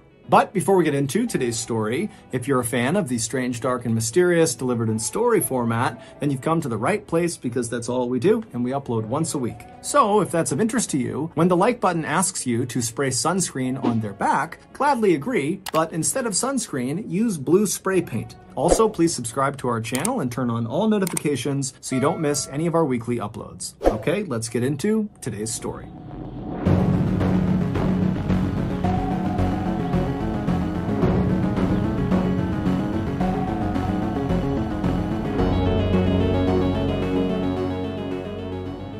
The crime that would eventually put Timothy Evans on death row was horrific. But when you take a look at Timothy Evans's past, it's not really a shocker that his life played out the way that it did. Before Timothy was even born in 1924 in the southern end of Wales, his father had abandoned him and his siblings and his mother. And because Timothy's mother made almost no money, when Timothy was born, he was effectively born into poverty. As a young child, Timothy really struggled to learn how to speak properly, and then in school, he just really struggled to keep up with his peers. To make matters worse, when Timothy was 8 years old, he contracted tuberculosis of the skin on the underside of his right foot. This condition is not necessarily fatal, but it causes these large, painful blisters that take a really long time to go away, even with treatment. And because Timothy's outbreak was on the underside of his foot, it made walking nearly impossible. And so for a few years, starting when he was 8 years old and he was diagnosed with tuberculosis of the skin, Timothy had to miss huge chunks of his schooling to get medical treatment. And then other times he was missing school simply because he couldn't walk. And considering how poorly Timothy was already doing in school, these huge extended absences were totally catastrophic for his education. In fact, later in life, it would be determined that Timothy's IQ, which is a way to measure people's intelligence, was somewhere between 60 and 70, which is very low and put him in the range of having an intellectual disability. Not long after his tuberculosis of the skin diagnosis, Timothy would remain in school despite all of these absences and despite how difficult it was for him, but his real focus would shift from getting an education to trying to find work in order to help provide for his family, who were very poor. And Timothy was willing to do just about anything for money. For example, when he was only 13 years old, he became a coal miner, one of the most dangerous jobs on the planet at the time and still today. But despite Timothy's willingness to do these really challenging jobs that often paid very little, he would always eventually get fired, or he just would not get the job in the first place. He would be rejected. And always it was because either one, he had a flare-up of his tuberculosis on his foot, which made it impossible to walk, and so he couldn't go to and from his job, and so he'd be let go. Or it would be because of his illiteracy, and the job just could not take someone in that could not read, write, or really even speak very well. Or in some cases, like when Timothy tried to join the military when he was 18 years old and World War II was raging and all of his peers are going off to fight the war, well, when he tried to enlist, the military said, we can't take you because you are illiterate and because of your foot. This constant cycle of rejection and embarrassment really made Timothy quite cynical. He felt like he just didn't belong anywhere. And so at some point, perhaps as a coping mechanism, Timothy began to lie. He'd make up tall tales about the adventures he'd been on and all the influential people he knew and the superhuman skills he possessed. Now, most people who knew Timothy didn't believe any of the stories he told, but every now and again, some people actually did. And for Timothy, that little sliver of respect he would get in that moment, even though it was built on a lie, on an illusion, it was incredible for him. He didn't get that anywhere else in his life. And so he kind of became addicted to telling these lies. Fast forward to 1947, Timothy was 23 years old, and he was still living with his family, who had left Wales and had moved to London, and they were living in a very, very poor and dangerous neighborhood. At the time, Timothy had managed to get a job as a delivery driver and had yet to be fired from it, and on one of his daily routes around the city, he wound up meeting an 18-year-old girl named Beryl Thorley, who he really took a liking to. Now, according to people who knew Beryl, she apparently, like Timothy, had a very low IQ. And so Beryl and Timothy, they meet on one of Timothy's routes, and they immediately hit it off and they start dating. And by the end of that year, they were married. They initially lived inside of Timothy's family's apartment, but when Beryl became pregnant in early 1948, she and Timothy pooled what little money they had, and they got an apartment of their own. Their new apartment was terrible. It was tiny, it was dirty, it was located in an even more dangerous neighborhood than where Timothy's family lived, but it was good enough for them, at least at first. Once Beryl gave birth to their daughter, Geraldine, suddenly their cramped living quarters seemed impossibly small for a family of 3. And they were already extremely tight on money, and now adding a baby to the mix, they really just did not have enough money to survive. Timothy immediately tried picking up extra work wherever he could, but once again, his illiteracy and his foot, or a combination of the two, held him back. And so it wasn't long before the couple was forced to start taking out these awful high-interest loans that they knew they would never be able to pay back. So they are permanently saddled with debt. They know it. And these loans are only enough to barely get by. This is not enough to move out. This is only enough to stay in their squalid and awful conditions. And so as their debt piled up, in conjunction with all the stresses of being new parents and living in this really cramped space, it wasn't long before Beryl and Timothy's marriage just totally started to erode. It started with daily arguing over one of their many hardships, but it quickly escalated to full-blown physical confrontation that often was so loud that passerby outside in the very busy street would hear, coming from the 3rd floor, Timothy and Beryl screaming and yelling and punching each other, to the point where people outside literally stopped and just looked up, wondering what was going on up there. As Timothy's world seemed to just kind of crumble all around him, he at first turned to a coping mechanism he had used for most of his life, and that was just to lie about his current situation. He would tell people who would listen that he and his wife and his kid were doing great and everything was fine.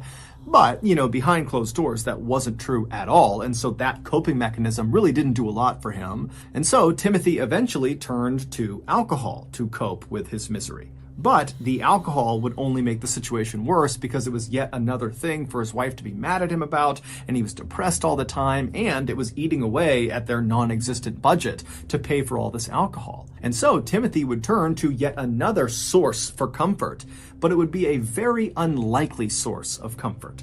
It would be his downstairs neighbor, John Christie. And the reason his downstairs neighbor was so unlikely was because John could not have been more different from Timothy. John was nearly double Timothy's age. He was incredibly smart, and he was respected not only by his peers, but really by the community. And that respect came from the fact that John had served during World War I and been right on the front lines, and had nearly been killed during a mustard gas attack when he was fighting in the trenches. And then after the war was over, John would come back to London, and he would become a police constable for quite a while, and then after retiring from the force, he became a post office clerk.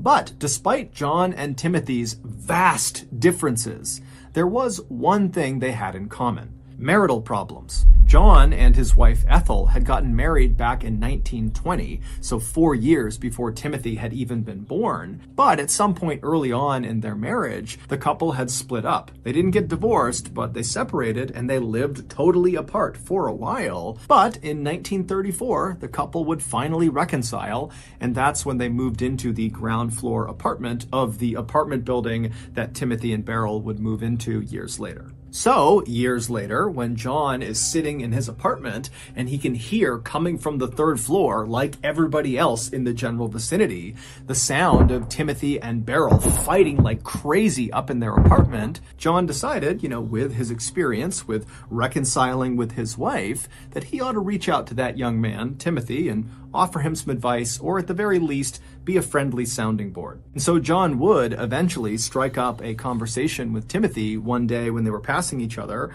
and Timothy was at a place in his life where he was looking for friends. He didn't have any friends. And so John, to come into his life at this point, was really good for Timothy, and so very quickly those two struck up a friendship. But this friendship was not really peer-to-peer. It was more like father to son or mentor to mentee, where Timothy really looked up to John John. I mean, Timothy had never had a father in his life, and so John kind of became that. And John looked at Timothy with a lot of empathy. He could tell this was a man who was, not very bright, and he was in way over his head with debt, with this marriage, with parenthood, everything. And so John tried hard to kind of coach and guide Timothy as he navigated this very rough time in his life. And their relationship likely could have had a really positive effect, not only on just Timothy's mental health, but also perhaps on the state of Timothy and Beryl's marriage. But it was not long after John met Timothy that Timothy found out Beryl was pregnant with a second child. This was terrible news for Timothy. He knew they absolutely could not afford another child. As it was, they couldn't afford the current child they had. They couldn't afford anything. And in the United Kingdom, abortions were illegal, so there was no way to terminate this pregnancy. And so, totally desperate and terrified, Timothy turned to John for guidance. And John would later recall on the witness stand during Timothy's trial that, John did his best to try to console and comfort and tell Timothy that everything was going to be okay. You'll get another job. You'll take out another loan. It'll all work out. But, as John would say on the witness stand, his words didn't have any effect on Timothy.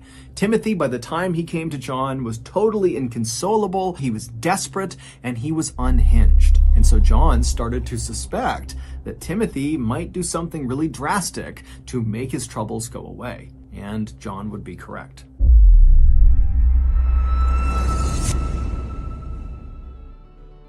While you lay in bed at night and you're looking up at your plastic glow-in-the-dark stars that line your ceiling, do you ever pull the blankets up to your chin and snuggle down and secretly wish to yourself, man, if I could just one time see the world-famous traditional Chinese chime bell player Post Malone clack his bells live in concert just once, my life would be made. Or, if that's not you, maybe you're the type that walks around all day imagining what it would be like to up close and personal hear with your own ears the sweet melodies from world-renowned bassoonist Dave Matthews. Well, today, fantasy becomes reality with SeatGeek. SeatGeek is a ticketing app that makes buying tickets to these incredible exclusive events super easy. Just last week, using their sweet app, I snagged front row tickets to Celine Dion's special tuba and snare drum performance. But whatever you're into, whether it's music, sports, comedy, festivals, SeatGeek has the tickets. Also, SeatGeek wants you to get an excellent deal. So when you're on their app, if you see green dots, that means good deal. You see red dots, that means bad deal. And today, SeatGeek is offering a great deal to all of you. Use code MrBallen for $20 off tickets at SeatGeek. That's $20 off your first purchase with promo code MrBallen. Make sure you click the link in the description to download the app.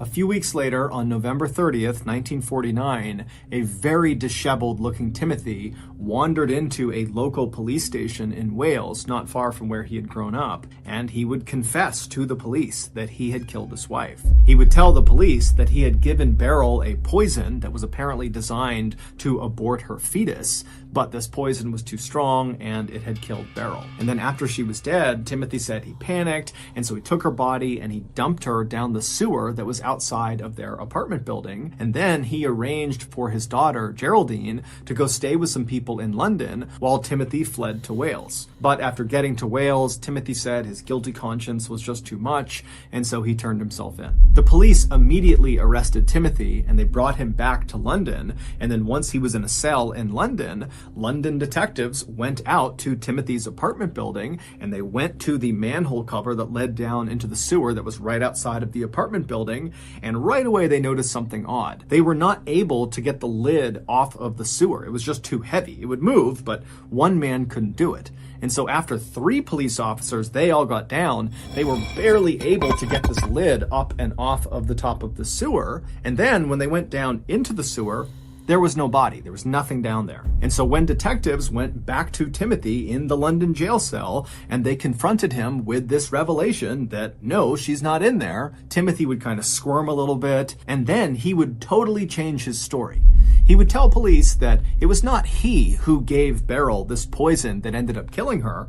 It was his friend and mentor and father-like figure in his life, John Christie. Timothy also told police that he left his daughter, Geraldine, in the care of John. Police are skeptical of Timothy, but because there's a child involved, they just immediately take his story at face value and they rush back to the apartment building and they knock on John's door, and John opens the door and he's standing there with his wife Ethel, and he's totally shocked at these accusations that have been lodged against him by who he thought was a very close friend of his. And John and Ethel would tell police that not only did they have no clue what happened to Beryl, but Geraldine had never been in their care. And so the police are immediately very concerned for Geraldine's well-being. Who has Geraldine? Where is she? But while they were there, they just did a thorough search of John and Ethel's property to make sure they weren't lying. And then after searching their property, there was nothing inside. But when police left John and Ethel's apartment and began searching the outside of the property, an area that they had briefly searched when they were there earlier, looking in the sewer, but now they're doing a much more thorough search. And during this thorough search, they find this shed that was located in the backyard of this big apartment building. And inside of this shed, wrapped in blankets, are the bodies of Beryl and her 13-month-old daughter, Geraldine. They had both been strangled to death. After processing the crime scene, the police went back to the jail where Timothy was being held, and they would tell him what they discovered at the property, and Timothy had a very muted response to it. And then when one of the detectives asked Timothy point blank, "Are you responsible for both your wife and your daughter's deaths?" Timothy would say yes. And then during a follow-on interrogation, Timothy would confess that he had been in a heated argument with his wife over money, and at some point during this fight, which got very physical, he strangled Beryl to death. And then 2 days later, he strangled his daughter to death. And then after dumping their bodies in that shed outside, he fled to Wales. Timothy would actually recant that final confession, but it really didn't matter because when he went to trial a little over a month later, the jury just did not believe that Timothy did not do it. And so very quickly, they convicted him of murder and they sentenced him to death.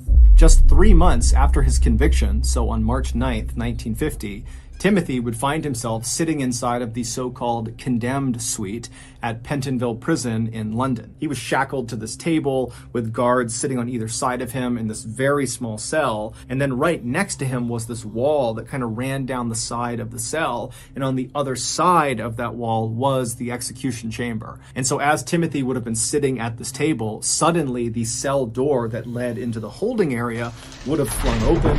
The execution team would have rushed in and grabbed Timothy and stood him up before he could run or fight back. And then before he knew it, he'd be pushed over to the door that went through that wall into the execution chamber. Once that door was open, Timothy only would have had maybe a couple of seconds to take in what he saw. And it would have been this pale green square room with a noose dangling down from the ceiling. And right below it was an obvious mechanical trap door. And off to the side of the room was a lever that the executioner would actually pull to open up that floor and send the prisoner falling down into the pit below. And so Timothy, he would have taken this in just for a second. His heart would have been racing, and before long, he would have been standing on this trap door. The noose would have come down. They would have tightened it to his neck. A bag would have been placed over his head. All the guards would have pushed to the walls, and then before Timothy could even say or do anything, the lever was pulled, and he dropped down into a 12-foot deep brick-lined pit where he would dangle by his neck until he died. This gruesome ending should have been the end of an already very gruesome story, but it wasn't. Not even close. 3 years after Timothy's execution, a man named Beresford Brown moved into the same ground floor apartment that John Christie and Ethel had shared. John had moved out just a couple of days earlier. And so Beresford, he moves into this apartment. It's totally dirty. It's not well kept. And so Beresford decides that he's going to fix the place up. And the first thing he's going to do is he's going to tear down all of the old wallpaper in the kitchen and replace it. And so he goes into the kitchen, he starts tearing down the wallpaper, he makes his way into the kitchen pantry, he starts pulling the wallpaper down in there, and at some point when he pulls one strip of paper all the way to the ground, he sees towards the bottom of this wall inside of his pantry where there are no shelves over it, behind the wallpaper, there is obviously a door, just a small door. It almost looks like the entrance to a crawl space. And so Beresford is totally intrigued, why would there be this door behind the wallpaper in the pantry? And so he rips off the remaining wallpaper over this little door. He finds the handle and he forces it open. And what he sees inside of that little room would haunt him for the rest of his life. 3 years and 4 months earlier, when Timothy discovered that his wife Beryl was pregnant with their second child, Timothy really did go to his friend John for guidance. However, this is where the story takes a turn. When Tim came to John, who was medically trained from his time in the military, he would tell Tim, hey, I can perform an abortion on Beryl if you want me to. Timothy immediately thought this was a great idea, and so totally relieved, thinking his problems are now all solved, he left John's apartment and ran upstairs to his own. He told Beryl about how John could perform this procedure for them. Did she want to do it? And Beryl said, yeah, let's do it. Now, we don't know exactly what happened next, but the running theory is that sometime in November of 1949, Beryl and Geraldine left their apartment on the 3rd floor and went down to the 1st floor, John's apartment, and when they got there, it was just John. John's wife Ethel, she was gone for the day. As for Timothy, he also was not present for this procedure, but he likely knew it was happening. So Beryl and Geraldine, they walk inside of John's apartment, and pretty quickly, Beryl finds a place, or maybe John finds a place to put Geraldine in the apartment where she's safe. And then John ushers Beryl over to this chair. It's like his makeshift medical chair, and he tells her to have a seat. So she sits down, and John goes over and gets this device. And now this device, it looks like a glass jar filled with clear liquid, and then poking out of either side of it are these black, thin, hollow tubes that come out and connect at this kind of makeshift mouthpiece. And so John, he walks over with this device, and he hands the mouthpiece portion of this device to Beryl, and he says, here, put this on your mouth and start breathing it in. There's a gas I produce that kind of numbs the pain as I do this procedure to you. And so Beryl did as she was told. She took this mouthpiece and she put it over her mouth and her nose, and she began breathing deeply. And as she did that, John grabbed a chemical and he began slowly pouring it into the glass jar where these tubes were coming out of. And as he did that, a white gas began to form above the liquid inside of the jar, and there was a cover over the top of this jar. So the gas was trapped inside of this jar. And as Beryl is taking these big breaths through those tubes, she's sucking that gas into her lungs. And very quickly, as she's breathing on this apparatus, she didn't start feeling numb. She just passed out completely. However, this was John's plan all along. That device he made her put on her face, that was only designed to make people pass out. It was not to numb any pain. John was not medically trained. He was not performing abortions out of his apartment. He was a serial killer. So with Beryl now unconscious in front of him, John did the same thing he did to the other 2 women he had lured into his trap and whose bodies were now buried in his backyard. He began having his way with Beryl. And at some point during this assault, Beryl woke up and began trying to fight off John, but he overpowered her and he strangled her to death. And then after she was dead, John just walked into the other room where Geraldine was, and he used a shirt tie and he wrapped it around Geraldine's neck and he strangled her to death. And then after that, he put the mother and daughter together in some sheets and he put them out in the shed in the backyard. Later, when Timothy came to John's apartment to see how the procedure had gone on his wife, John would tell Timothy that, sorry, it didn't work out and your wife is dead. Don't worry, I'll look after your daughter and make sure she's taken care of. You need to flee London and go to Wales now. And so Timothy, without really asking any questions, would do as he was told, and he would flee to Wales. But a little while later, when he tried to check in with John about how his daughter was doing, because he had no idea where she was or who she was with, John would just not let Timothy see her. And so Timothy eventually, just feeling racked with guilt about this whole situation, he went to police. And critically, when he spoke to police, he lied about what happened. He wanted to protect his friend John, who he looked at as a father figure, as a mentor, as a close friend. And so he said, I killed my wife. And so this is why Timothy got the location of his wife's body wrong, because he didn't know. He just guessed the sewer.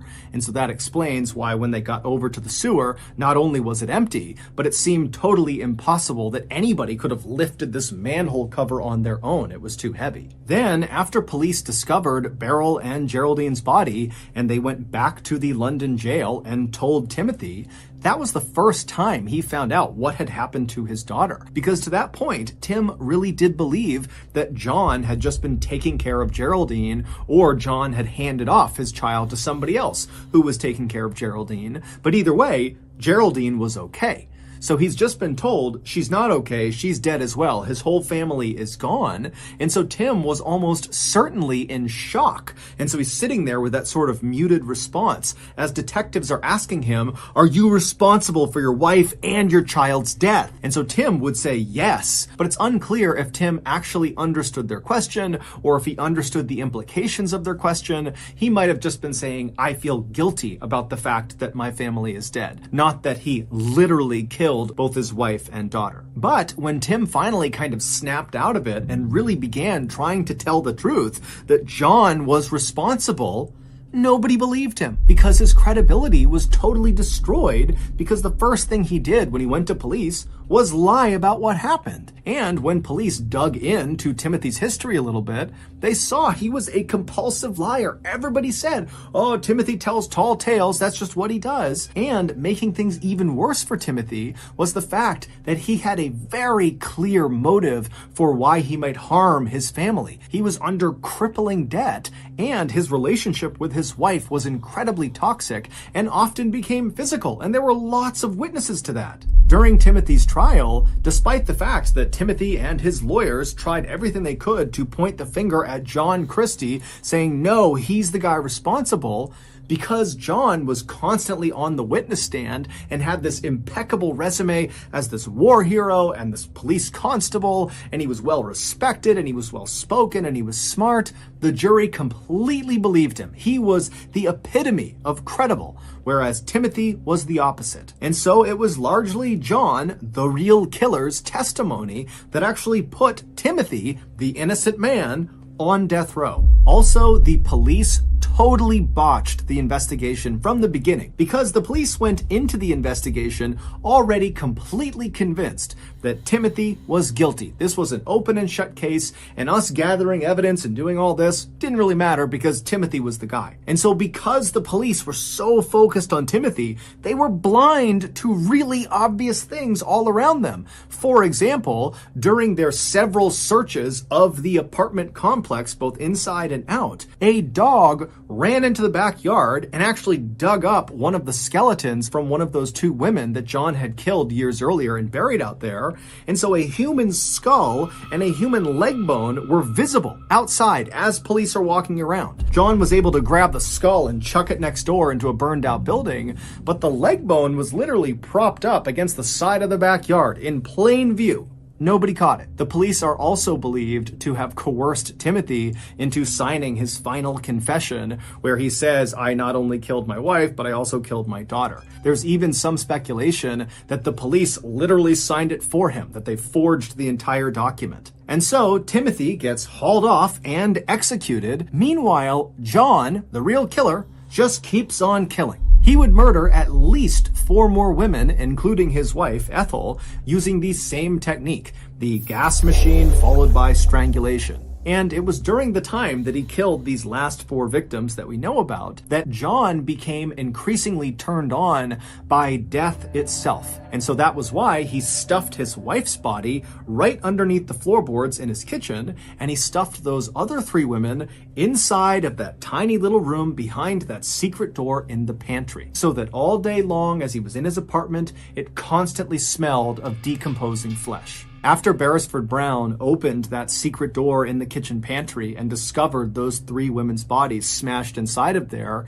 he would tell the police, and then 10 days later, on March 31st, 1953, John Christie would be found and arrested. He would confess to killing all 8 victims, but the police only had enough evidence to charge him with 1 murder, and that was the murder of his wife, Ethel.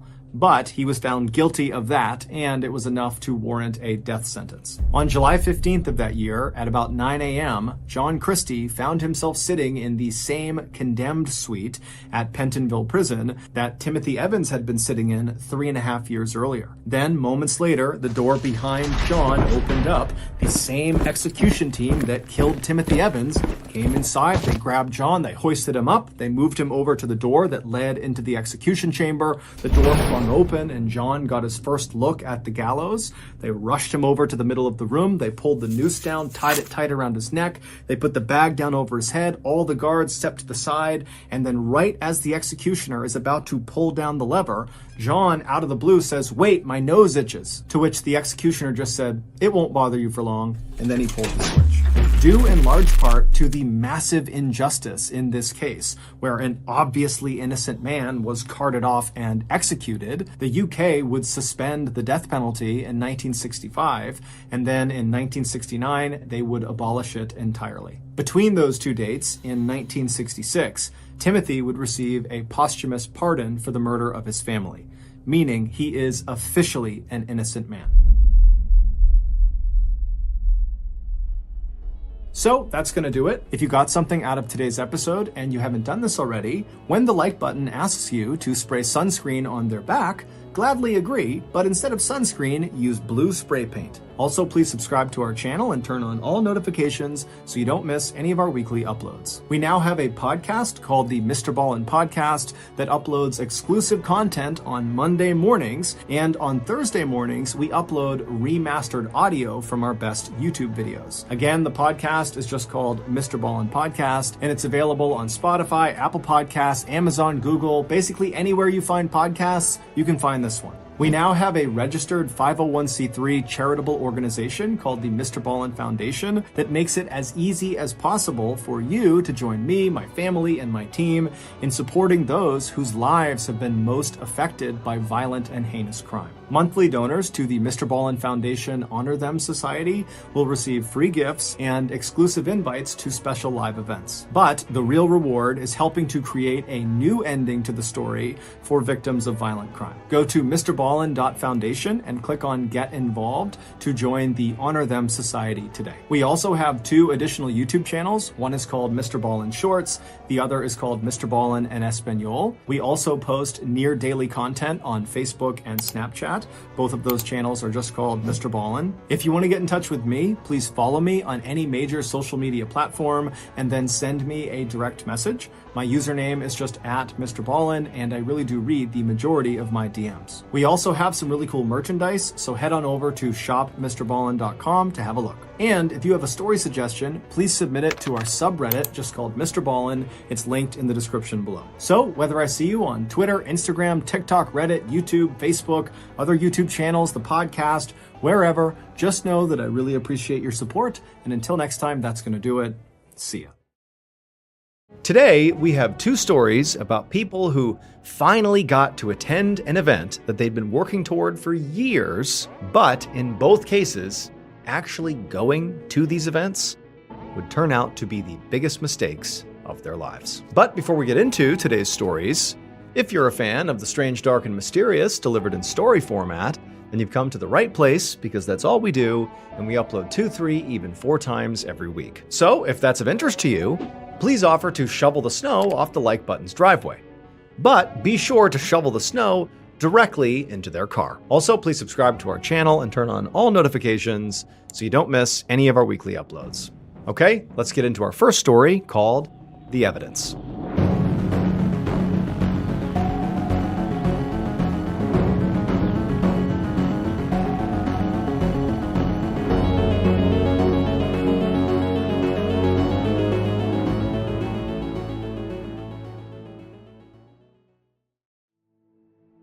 On the morning of November 18th, 2019, 54-year-old detective Muzi Mkhize stood in a long line waiting to get into a courthouse in Ikapa, South Africa. So Muzi was an investigator on a very violent robbery case that was finally being tried today, even though the robbery itself had happened almost 6 years earlier. Back in 2014, a group of armed men had stormed into a couple's farmhouse in Ikapa and brutally beat the couple before making off with a bunch of electronics and jewelry and weapons and other valuables. And so Muzi and his team had eventually caught and arrested these criminals, and in fact, they were even able to recover some of the items that had been stolen. In fact, now, Muzi had one of those stolen items with him to present as evidence at today's trial. Muzi had done this kind of court duty plenty of times in his career, but today, he felt really drained. On top of his trial prep for, this case, He'd also been working other active cases and also mentoring junior detectives. And Muzi was not young and energetic anymore. He was nearing retirement age, and all these obligations were really starting to take a toll on him. But the biggest thing that was really exhausting Muzi was this robbery case itself. It had been an extremely long process, full of an unusual number of delays and complications. It had actually taken so long to bring this to trial that the evidence Muzi was holding, like literally right now, had actually been returned to the victim couple so they could use it until the trial finally happened. So getting this case to this point had been extremely tiring, but Muzi and his team were determined to see it through no matter what. Because the criminals that did this, they were incredibly violent and genuinely needed to be behind bars to protect the public. They'd severely beaten this couple to the point where they were hospitalized, and it was lucky they hadn't been killed. As Muzi entered the courthouse and passed through the court security checkpoint, he hoped the security guards were appropriately on alert. In his experience, violent offenders, like the ones who were on trial today, often had violent friends, especially in Icapa, where this kind of crime was unfortunately rampant. It wasn't unheard of for criminals or gang members to barge into court proceedings and retaliate against cops or prosecution. But Muzi was able to get through security. There was no suspicious people or any sort of disruptions of any kind. And so Muzi, once through, made his way into the courtroom. And he saw the space was already full. The defense and the jury and prosecutors and judge were all there, and there were members of the public in the gallery. Muzi went over and sat down at the prosecution table, and he would remain there until it was his turn to go up to the judge and present, which would include, showing this evidence. As Muzi got settled into his seat and, put the evidence down in his lap, he turned and sort of gave a quick wave to the prosecutor, a woman named Adelaide Ferreira-Watt, who was sitting at the table as well. She was going over her trial notes. Muzi had worked with Adelaide before, and they got along really well together. And she was a total pro, at least in Muzi's mind. So he knew that, her being on board meant this case had a really good chance of getting a conviction. Adelaide waved back at Muzi and then quickly got back to her notes. And Muzi took a look around the courtroom and everything seemed quiet and, again, there was no sign of any gang members or criminal friends charging in to cause problems. And, Muzi just hoped it would stay this way and that the trial would go smoothly and end the way he hoped it would. A few minutes later, and the judge sort of called the court to order and got the trial started, at which point Adelaide got up and began to present the case. And at this moment, despite the fact that Muzi had waited almost 6 years to get to this point, at this moment, when it finally was happening, he just felt this enormous wave of exhaustion sweep over him. He wasn't energized, it was sort of the opposite. It was like relief. And also, the room they were in was pretty hot, and, he was pretty tired, and before long, his eyelids got heavier, and eventually his head kind of slumped over to the side, and he dozed off. And at first, everything was fine. For a couple of minutes, Muzi just slept in the courtroom, and nobody even noticed or cared. Everything was okay. But then at some point, there was this sudden, very loud scraping sound. It was the sound of a bunch of chairs in the courtroom moving across the ground, and it was just very loud, and it woke Muzi up, but like really abruptly. He was startled by the sound, and when he woke up, like in his, sudden jolting awake, he dropped the evidence that he was supposed to be in charge of onto the ground. And so he's getting up, he's getting his bearings, realizing that it's kind of embarrassing. He was asleep. Did anybody see him? Like, what's going on? Everyone's moving around. He sees the evidence on the ground. So he goes under the table, he scoops the evidence back up. And as he's sitting back up, he hears this loud, like deafening bang echo through the courtroom. And he still really doesn't know what's going on. He just woke up. It's sort of chaotic in the room. And then he hears this scream coming from the side, sort of over to his right. And he turns and he realizes the scream came from the prosecutor, Adelaide. And so Muzi looks over the table and he sees Adelaide laying on the ground and she's clutching her hip. And her hip is now gushing blood. And so obviously she's been attacked. That loud banging sound he heard was almost certainly a gunshot or an explosion of some kind. And so Muzi immediately is thinking, Clearly, the friends or affiliates of these criminals on trial have stormed the courthouse and they've attacked us. They've attacked Adelaide. Are there more shooters here? Are there more attackers in the building? And so Muzi, who again, he's only woken up like 30 seconds ago, he's still sort of confused. He begins looking around the courthouse for, perpetrators, someone who's attacking, a gunman or something. But all he sees is just the chaos of people trying to flee the courthouse and others rushing up to Adelaide to try to render care. Like, there were no perpetrators, there were no gunmen, there was nothing, it was just chaos. And so for a second, Muzi is just sitting there, not really even sure what to do, almost like paralyzed by shock, and also, again, he's just woken up, he's sort of getting his bearings.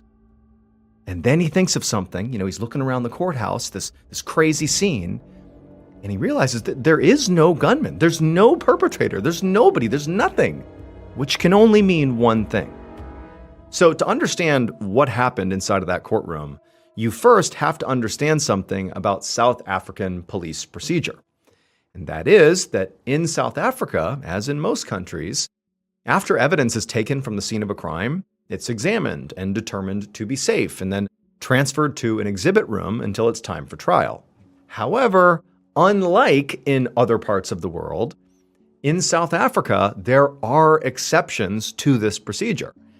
And this trial had taken almost 6 years to start. And because of that huge time lag, some of the evidence that was recovered from the robbers' homes had actually been returned to the victim couple it was taken from, so they could just use it until the trial finally happened. The couple had returned that particular evidence to the police that morning, and Muzi had been charged with bringing that evidence to court and literally holding that evidence. But Muzi, when he did this, didn't double check to make sure this evidence was safe to be in a courtroom. And sometime after Muzi fell asleep in the courtroom, the judge had announced that it was time to take a break. And so the scraping of chairs that woke him up was the sound of people getting up to leave. But for Muzi, it startled him and he sat up really suddenly, what's going on? And he dropped this evidence onto the ground. And it would turn out this was like the worst thing that could have possibly happened. Because this particular evidence was a shotgun. And when Muzi, sort of in his panicked, instinctive state, when he first woke up and he saw the evidence on the ground, he reached down to grab it, to pick it back up, because he was supposed to hold this thing for the whole trial and present it. The last thing he needed is people to see that he had fallen asleep and dropped it on the ground. But when he scooped it up, the gun, again, because it had not been re-examined, it would turn out it was still loaded. And so as he scooped it up, he accidentally hit the trigger and fired it, and it hit Adelaide, severed an artery, and killed her. But Muzi, was so confused by the chaos of the scene that at first, he didn't even realize he had fired the gun. He just scooped up the gun, heard the bang, and he's like, what's going on here? And it was when he realized there was no gunman that he looked down and he realized the shotgun was aimed right at Adelaide. He must have shot her. Muzi ultimately pled guilty to culpable homicide and negligence, and he was ordered to serve a 6-year prison sentence. However, it was suspended. Have you ever wished you could consume the strange, dark, and mysterious in a live storytelling event? Well, that dream is becoming a reality this year because I'm coming back with another live tour. This year's tour is also going to include a whole bunch of new locations, including the West Coast of the United States, all across the United States, and also one international city. We put together an absolutely amazing show with a whole bunch of awesome stories, including stories you will not hear anywhere else. New content you can only get if you come to this show. But if you want to see it, you got to act fast because tickets are available right now. If you want tickets, go to tour.ballenstudios.com or click the link in the description below. Again, that is tour.ballenstudios.com. Also, I'm going to be giving away an all-expenses-paid-for trip to come meet me at one of my live shows. That will include airfare, hotel, come hang out with me backstage. It's going to be a whole thing. And so if you want to potentially win that, all you have to do is donate to win at fandiem.com/MrBallen. That is fandiem.com/MrBallen. Get your tickets and enter the sweepstakes today. I can't wait to see you at the show.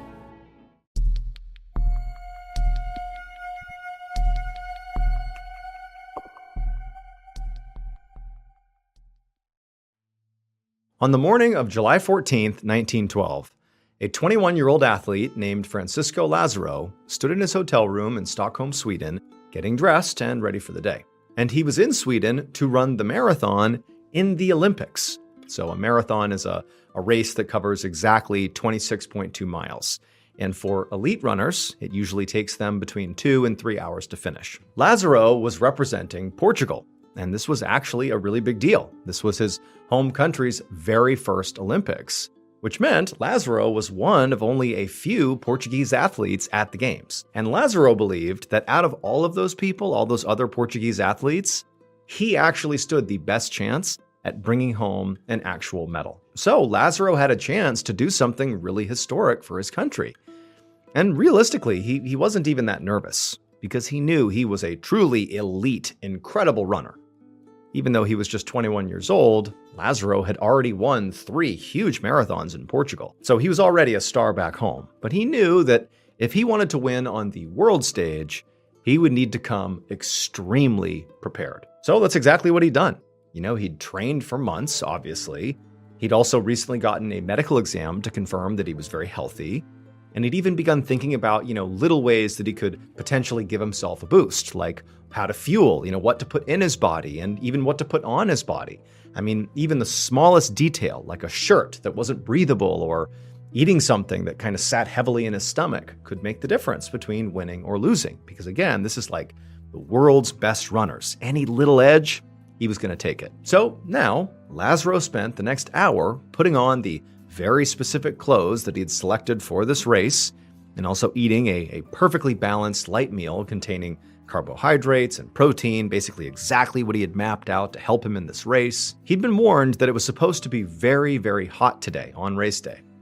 But Lazaro actually saw this as an advantage, because being from Portugal, where it often got much hotter than places like Sweden, Lazaro already knew how to protect himself from the sun and the heat, and how to give himself an edge in this weather. And then before he knew it, Lazaro was ready to go, and he had left his hotel room, and he was on his way to the stadium to actually compete in the Olympics.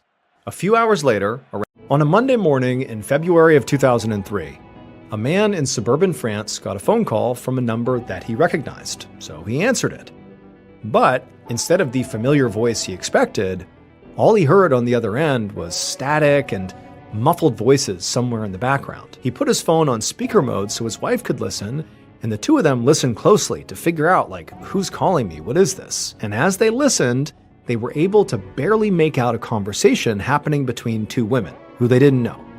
And these 2 women were clearly talking about a murder. And one of the women said they needed to come up with an alibi.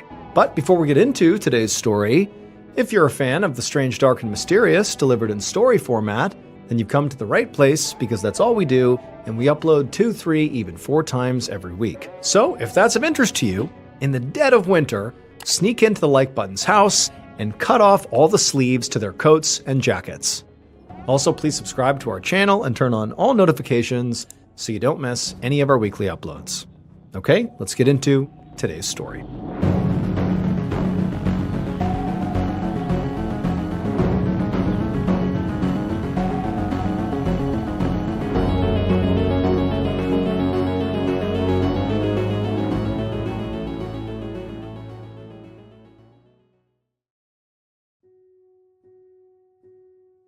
On the afternoon of Friday, February 7th, 2003, a 52-year-old woman named Monique Lejeune cleared the table after lunch at her house in Cologne, France. Her husband, Claude, and 2 of her adult sons, Franck and Pascal, were at the table. And while Monique cleaned up, the men talked over what they needed to pack for the overnight trip they were about to take. They were heading to a family gathering near Paris, about 3.5 hours away, to celebrate Claude's sister-in-law's retirement. Monique was not going to go, and she had told her family it was because somebody had to stay home with their 4 dogs. And that was true, but there also was another real reason why Monique did not want to be there. And it was because she just didn't get along very well with Claude's family. So Monique and Claude had gotten married almost 20 years earlier, But at the time, they both already had multiple kids from previous marriages. Monique had 3 boys, and Claude had 5 girls. And for a while, the two halves of the blended family had gotten along quite well. But over time, there were some personality clashes between Monique and her 5 stepdaughters. When Monique and Claude got married, all 5 girls were at least teenagers, if not in their 20s. And so while they sort of accepted Monique as being part of their lives, they just couldn't view her as an actual motherly figure. They were already close with their actual mother, Claude's ex-wife Beatrice. And so that was their mother, and Monique was like the add-on. Then in 1993, one of Claude's grandsons, so one of his daughter's children, had accused Monique's eldest son, Jean-Luc, of sexually abusing him. And that had completely ripped the family apart. Now, this was never reported to the police, so there was no actual investigation into whether this really happened or not. But Claude's 5 daughters and Claude's ex-wife Beatrice had fully believed the grandson. And Monique had defended her son, Jean-Luc, and Claude was kind of stuck in the middle of it. And it had gotten so ugly that the two sides of the family had just stopped talking to each other for a whole year. And so now the whole family was basically back on speaking terms as they were getting ready for this retirement party, but it was still extremely uncomfortable and tense. And so that is why Monique was not going to go, and also why her son, Jean-Luc, was not going to go as well.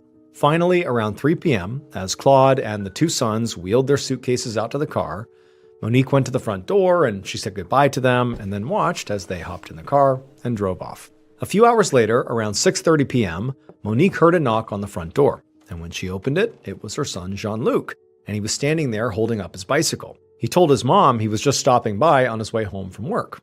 And she said, "Great, come on in." And so Jean-Luc left his bike outside and he walked in, and as he was taking off his coat, he mentioned to his mother that her neighbor across the street, whose name was Henri, had clearly been watching Jean-Luc when he rolled up, like he was basically spying on him. And Monique actually kind of was spooked by that, because Henri was a bit of a loose cannon. For example, anytime anybody parked their car in front of Henri's house, he would shamelessly vandalize their vehicle by slashing their tires or pouring oil all over their car. I mean, the guy just didn't care. In fact, over the years, there had been several heated arguments between Monique and her sons and Henri about parking. And in fact, one of those arguments had even escalated into a physical fight. But since Jean-Luc had shown up tonight without a car, he rode his bike here, Monique just hoped that, whatever issues Henri had, that it wouldn't go anywhere, because there's no car in front of his property, like, we didn't do anything, leave us alone.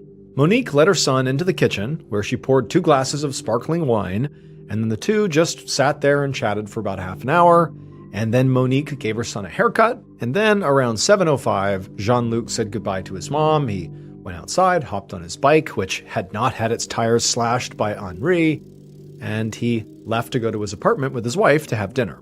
After Jean-Luc was gone, Monique just sort of went about her evening. She corralled the dogs behind a baby gate at the base of the stairs and then fed them, and then she went into the kitchen and began cooking dinner for herself.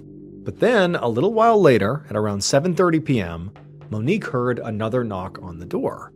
And she knew it very likely was not her son, and so as she walked down the hallway to answer it, she just hoped it wasn't Henri. The following morning, the woman who lived next door to Monique woke up feeling pretty tired. She hadn't slept well because someone's dogs in the neighborhood had been barking all night. She got out of bed and walked over to the window and opened up the blinds, and as her eyes adjusted to the light that was flooding in, she looked down from her second-floor window into the yard of the 2-story white house that was next door, Monique's house. And the neighbor saw there was something dark in the middle of the walkway that led to the front door of Monique's house. And so the neighbor, she put her face right up to the window and she squinted to get a better look. And she realized what she was seeing was a body lying face down on the pavement. And so in a panic, this woman ran out of her room, grabbed the phone, and called the police. A couple hours later, Judiciary Police Captain Anne Preem pulled up in front of a white 2-story house with crime scene tape and a medical examiner's van right out front. As Preem got out of her car, a police officer walked over to her and led her to where the body of a woman was lying out in the front yard. The officer told Prem that the victim, Monique Lejeune, had been discovered exactly like this by her neighbors earlier that morning. And based on the progression of rigor mortis, the medical examiner estimated that Monique had likely died between 8 p.m. and midnight the night before.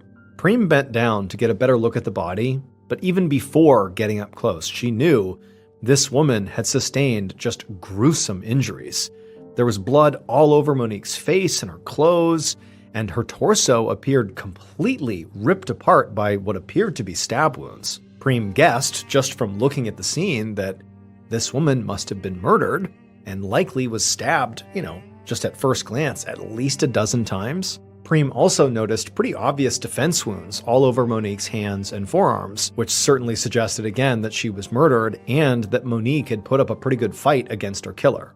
And so after a few more moments of just kind of looking over the body, Prem stood back up and asked the officer if the neighbors had seen or heard anything unusual the night before. And the officer said no, aside from the fact that Monique's dog, she had 4 dogs, had been barking nonstop really the whole night, starting at around 8 p.m. Prem nodded and thanked the officer, and then she made her way over to the front door of the house to look to see if there was any signs of forced entry, as the door was closed. When she got there, she didn't see any signs, but she did see a bloody handprint on the outside wall near the door. And then, when Prem turned the handle of the door and opened it up, she saw this hallway inside that was absolutely covered in blood. And so Prem very carefully stepped inside, trying to avoid stepping in the blood or tracking any prints anywhere, and she began walking down the hallway very carefully and looking in other rooms. And she saw that for the most part, the blood spatter was pretty well contained in the entryway, which told her that the attack on Monique likely began and ended in the entryway. And so her running theory was, okay, Monique must have had someone come to the door, they knocked or whatever, and then Monique opened the door and was attacked immediately. But then, as Prem stepped back outside, she looked down at the front walkway and noticed something kind of unusual.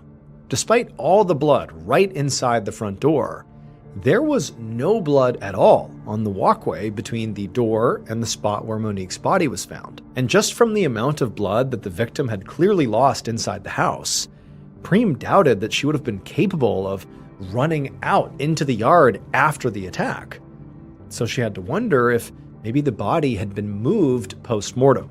And Monique was a large woman. So if her killer had been able to overpower her, one, and then also move her body such a far distance after she was dead, Prem assumed that whoever her killer was likely pretty strong. In fact, Prem just kind of assumed that the killer had to be a big, strong man. However, what Prem didn't understand was why would the killer want to drag a corpse out into the yard where the neighbors could see them? Unless, for some reason, they wanted Monique to be found as soon as possible. And since at least at this point, it appeared like Monique likely had gone to the front door and opened the door for her killer, Prem thought that the killer must be someone that she knew.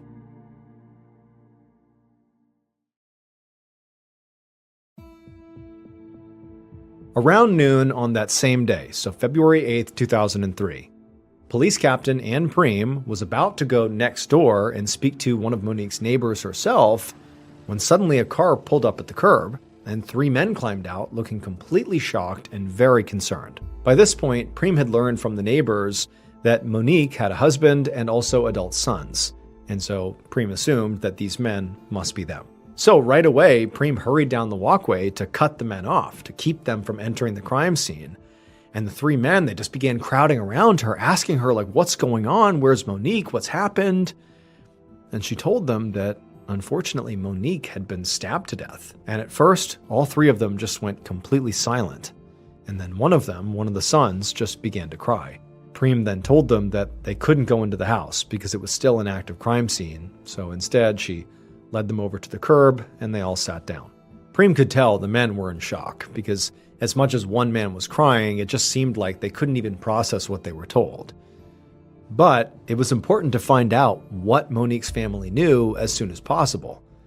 So Prem pulled out a notepad and gently asked them about the last time they had seen Monique. The husband, Claude, said that they had all left the house around 3 p.m. the previous afternoon, leaving Monique at home alone. They said they had gone to a family gathering near Paris that evening and stayed overnight, and they'd only now just gotten back into town, and they'd seen this whole scene out front, the police tape, and police, they had no idea what was going on. Eventually, Preem asked Claude to tell him all the names of all the people in their family, all their adult children, Claude's ex-wife, Monique's ex-husband, everybody. But as Claude was giving this information, he told her that he just couldn't imagine anybody in the family being involved in this. Preem nodded, but she knew that it was entirely possible that family was involved. I mean, unfortunately, this stuff does happen. But she didn't give that off. Instead, she just said, well, can you think of anyone who would want to hurt Monique? And Claude thought about it and just said no. She lived a pretty normal and uneventful life. But then one of the sons piped up and mentioned that actually there might be someone. He said her neighbor, Henri, and he pointed across the street at the house. A minute later, Preem was knocking on the front door of Henri's house. And after a few seconds, a middle-aged man answered the door. And he was very curious about what was going on across the street. And eventually, Preem told him that, well, your neighbor Monique has been murdered. And when she said that, Henri smiled. So immediately, alarm bells are going off in Preem's head. She's thinking this guy is very suspicious. And she asked him, can I come in and look around then? And Henri didn't even seem surprised by this request. It was like he already knew he was going to be looked at as a suspect and said, sure, come on in. So he stepped aside and Preem came in and began searching every room in the house, the living room, the kitchen, the upstairs bedrooms.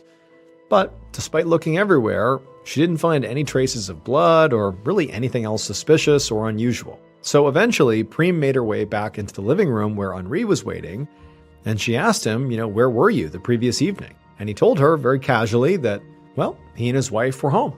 They were here. Preem thought this was a pretty weak alibi, but she made a mental note to follow up with the wife and confirm it later. Next, Preem asked Henri if he had seen or heard anything out of the ordinary the night before. And Henri said no, except that maybe around 7 p.m., he had seen one of Monique's sons leaving her house on his bicycle. And at this, Preem perked up because the family had told her that Monique had a third adult son named Jean-Luc, who had not gone to that party in Paris. And if Henri was telling the truth, it meant that Jean-Luc was very likely the last person to see Monique alive. And maybe he was even the killer. The next morning, Preem led a forensics team up the stairs of a rundown apartment building in a sketchy part of town. She knocked on the door to Jean-Luc's apartment, and a moment later, a young man answered. After confirming that he was Jean-Luc, 2 officers led him away to be questioned back at the station. Meanwhile, Preem went in with the forensics team to search his apartment. And pretty quickly, as Preem was walking around the living room, one of the other officers called her over to look at something. And so she walked over to him, and she saw he had his flashlight out and he was pointing it at something on the wall. And when she got close enough, she could see that what he was highlighting were what appeared to be tiny drops of blood. And so Preem pulled out her flashlight, and she too began scouring the walls and the floor near the stairs, looking for any more blood. And she found a few more red droplets near the doorknob to a closet. And so she opened the closet up, and inside was a bike. And she shined her flashlight on the bike, on the wheels and the frame, and she saw all these reddish-brown splatters all over the underside of it, as if whoever had ridden this bike last had basically drove through a puddle of blood. An hour later, Preem walked into an interrogation room at the police station where Jean-Luc was sitting with his head in his hands. He looked up as she entered, and he had this very scared and confused expression on his face. Preem sat down across from him and right away asked him what he had been doing at his mother's house on the night of February 7th. Jean-Luc said he had just stopped by after work, as he often did, and he only stayed for maybe half an hour before riding his bike back home. When Preem asked him if he had gone straight home afterwards, Jean-Luc said no, he hadn't. He explained that his wife's brother, Christophe Gressier, lived in the same apartment building as they did on the floor right below them. So before going up to his own unit, he said he just stopped by to chat with Christophe for a few minutes, and then after that, he spent the rest of the night in his own apartment with his wife. However, to Preem, she felt like there had to be more to this story because they had found what appeared to be droplets of blood sort of scattered throughout Jean-Luc's apartment, and then, there was blood, or at least what appeared to be blood, on the underside of his bike. And so she figured, maybe if she pushed hard enough, she might be able to get him to change his story. So she told him point blank they had found blood in his living room, and they were now sending it to the lab for analysis. And when Jean-Luc heard this, his face went bright red, and he began stammering that the blood was very likely from a neighbor who had injured himself while visiting a few days earlier. Prem nodded, but then told him, they'd also found blood sort of all over his bike. And Jean-Luc, he sort of hesitated and stuttered and stammered, but really couldn't come up with any way to explain that. At this point, Prem felt like she had Jean-Luc right where she wanted him.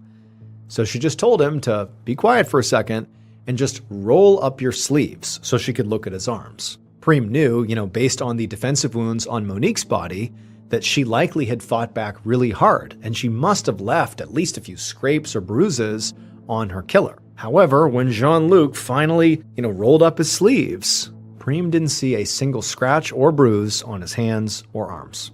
A few minutes later, Prem left the interrogation room and walked to her office. Despite the lack of defensive wounds, Jean-Luc was definitely still acting suspicious, and she was not ready to let him go. But she also didn't want to get tunnel vision and completely ignore any other suspects, in case the blood inside of Jean-Luc's apartment did turn out to just be a big coincidence. So she sat down at her desk, and she opened up a file, and she began flipping through the notes of interviews that her team had already done with the rest of Monique's family and her neighbors. Monique's sons had mentioned in their interviews that there was definitely some tension between Monique and her 5 stepdaughters. But officers had spoken to all the stepdaughters as well as their husbands, and even though some of the women had admitted they still had an issue with Monique, they all had alibis, both the women and their husbands, for the night that Monique was killed. Also, several other family members had mentioned that Claude's ex-wife, Beatrice, definitely did not get along with Monique.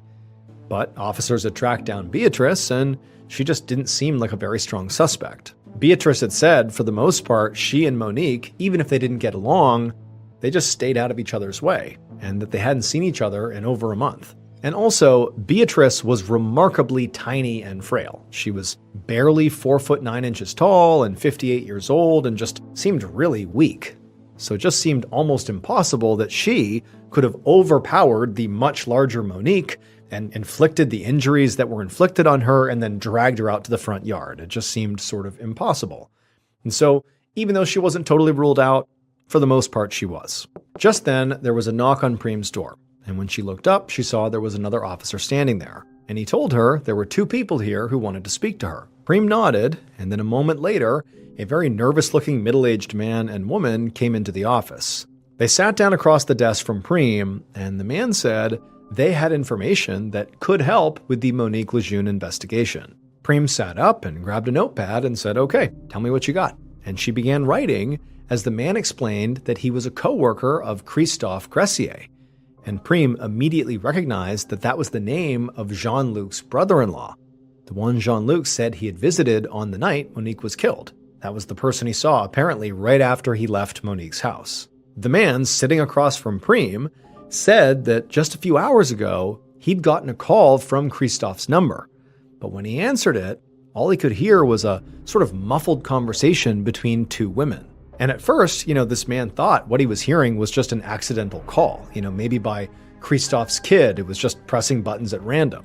However, the man said when he put his phone on speaker, he and his wife, who was the woman he was with, they both started listening really closely, and they were able to make out a snippet of the conversation. The 2 women on the line were clearly talking about needing an alibi and saying something about a man named Jean-Luc. First, the women had said something like, "It's not Jean-Luc's fault, he's depressed." And then the women had mentioned something about a pair of pants that needed to be washed. Prem couldn't believe what she was hearing. I mean, any doubts that she had had about Jean-Luc being the killer pretty much disappeared. And so she took down the couple's names and contact info, showed them out of her office, and then once they were gone, she grabbed her keys and she headed out to go to Christophe's apartment.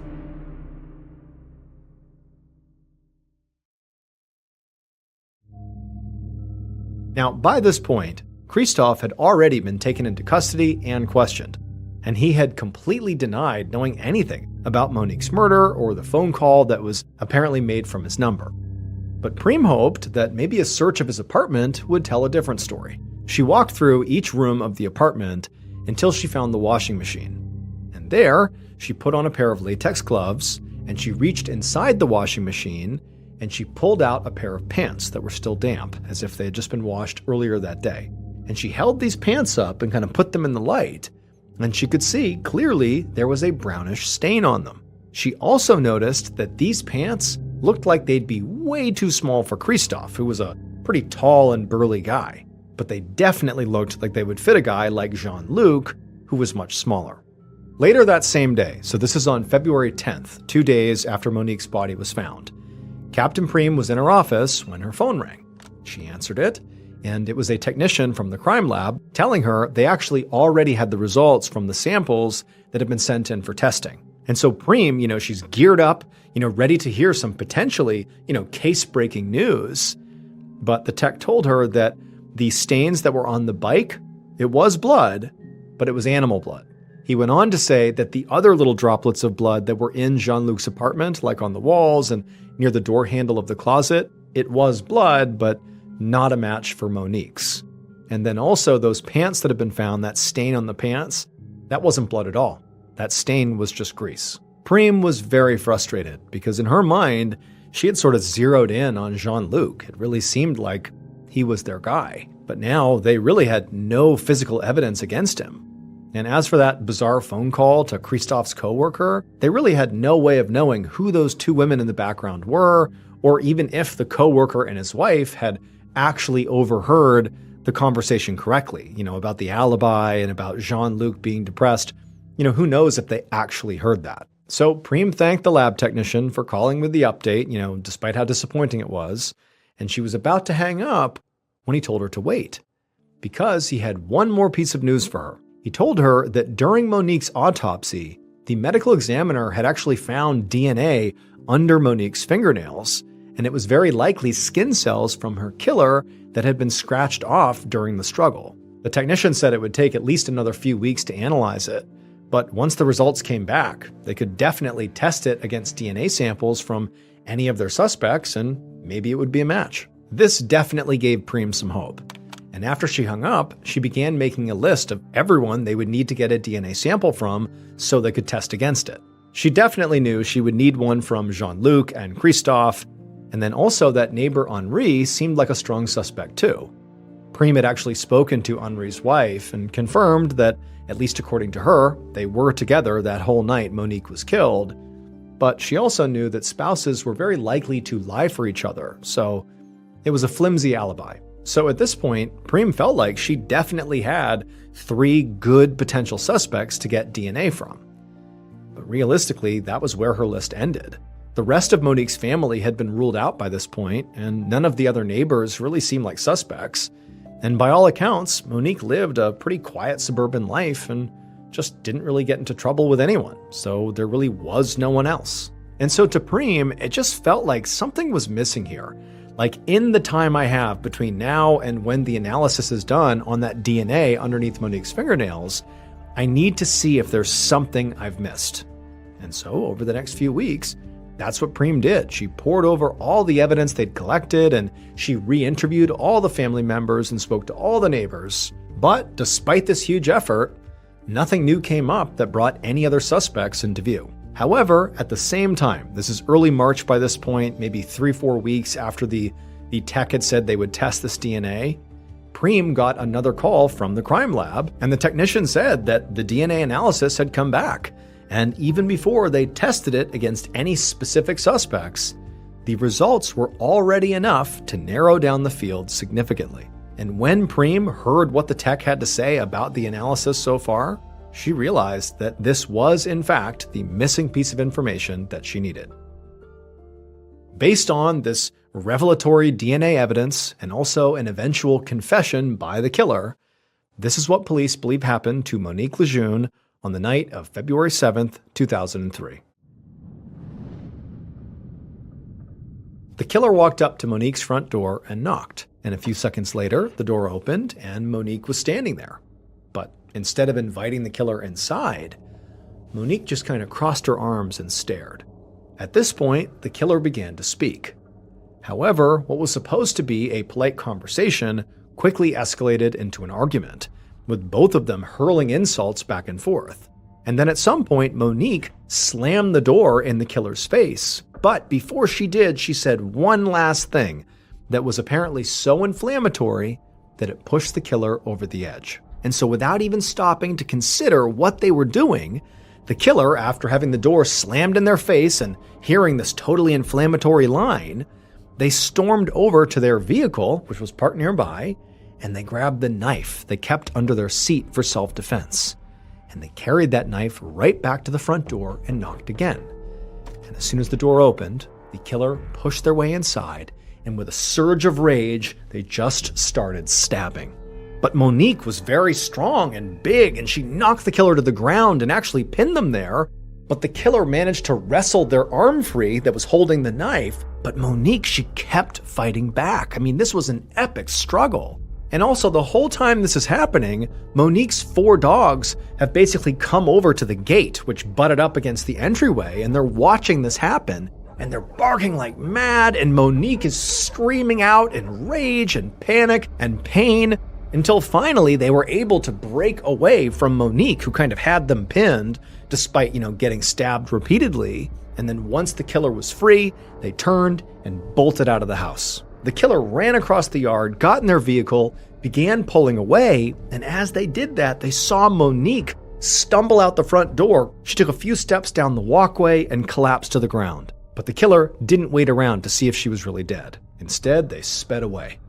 And then they stopped at a supermarket parking lot and threw the murder weapon, the knife, in a trash can. And then the killer went home, and they burned their bloodstained clothes in their stove. They thought that would be enough to destroy any evidence linking them to this crime, especially considering the fact that they knew they were like the last person anybody would suspect of such a horrible, violent murder. It would turn out the killer was the 4-foot 9-inch tall, tiny, frail Beatrice Matisse, Claude's 58-year-old ex-wife.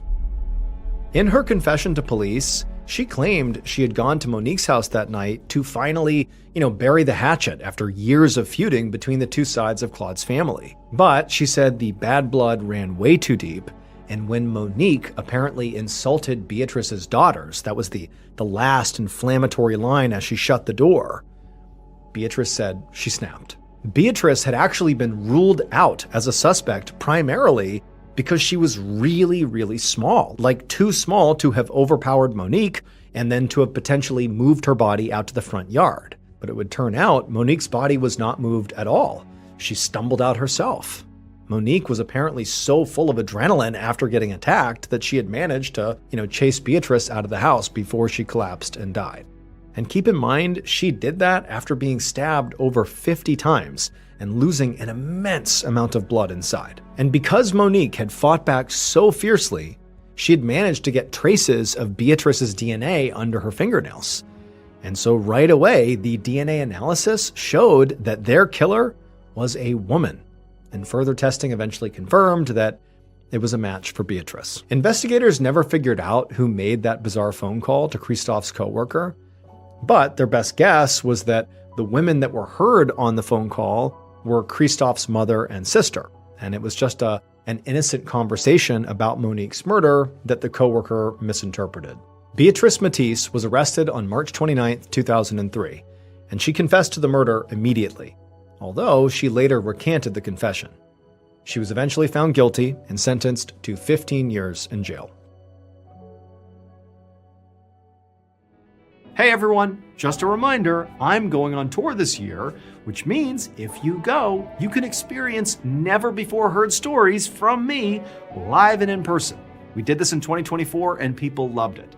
So get your tickets today at tour.ballenstudios.com right now before they sell out. That's tour.ballenstudios.com. I can't wait to see you all at the shows. Thank you so much for watching. Let me know what you thought of today's episode in the comments. And remember, we have a whole playlist of true crime episodes ready for you to binge right now. So click here and give them a watch. All right, until next time, see ya. Hey everybody, real quick, I don't normally make announcements at the beginning of stories, but today is different because I have a massive announcement starting right now, today. the Mr. Ballin podcast that rose immediately to the top of the charts when we launched it in 2022 and then was scooped up by Amazon by the end of the year. Yeah, that show is now available on all podcast platforms and it is free. Now, don't worry if you've been listening to this podcast on Amazon Music. That's awesome. You can keep doing that because with your Prime membership, you will get Mr. Ballin podcast episodes 1 month earlier than everybody else, and it will be ad-free. But again, the show is on every other platform right now, and it really is free. So go ahead and follow the Mr. Ballin podcast, Strange, Dark, and Mysterious Stories on Amazon Music or wherever else you get your podcasts. Today's story is about one of the most famous, potentially paranormal events of all time, except almost no Westerners have heard of it because it happened in China. But before we get into that story, if you're a fan of the strange, dark, and mysterious delivered in story format, then you've come to the right place because that's all we do and we upload once a week. So if that's of interest to you, please put the like button stapler in Jello. Also, please subscribe to our channel and turn on all notifications so you don't miss any of our weekly uploads. Okay, let's get into today's story.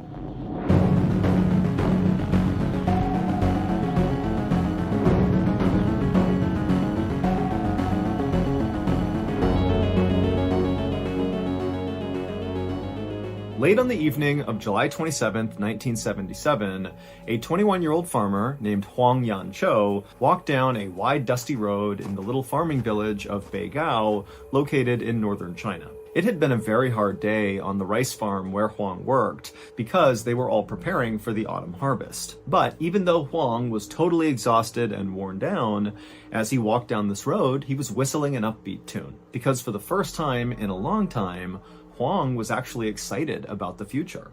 Huang had grown up in a poor family and he hadn't even finished elementary school. He still lived with his parents in a tiny house, and basically every day of his life was the same. He got up at sunrise, he walked to work, he worked all day until he barely could even stand, and then he would walk home and he would go to bed. But the reason Huang was now feeling kind of excited about his future was because he had just gotten engaged to a beautiful girl in a neighboring village, and their plan was to get married after the autumn harvest. Huang was already hard at work, literally building them a house that they could move into after they got married. And in fact, on this particular night, that was where Huang was going. He was going to the property where he was in the middle of building this house, and he was going there not to work on the house anymore, but really just to admire his property, because again, he was just so excited about the future. Huang turned the corner and his beautiful, half-constructed home came into focus. The foundation, the walls, and the ceiling were all complete. All he had left to do was put in the windows and the doors. And so Huang walked up and ran his hand over the beautiful brick he had laid around the outside of the property. Brick was not cheap. He had worked extra hours to afford this brick. And so he was just so proud of it. And he ran his hand over it. And then he kind of stepped back and kind of imagined the house when it was all done. And then when he felt satisfied that he had seen enough, he just kind of nodded and turned and just continued walking back towards his home, his parents' home, which was only a few minutes away.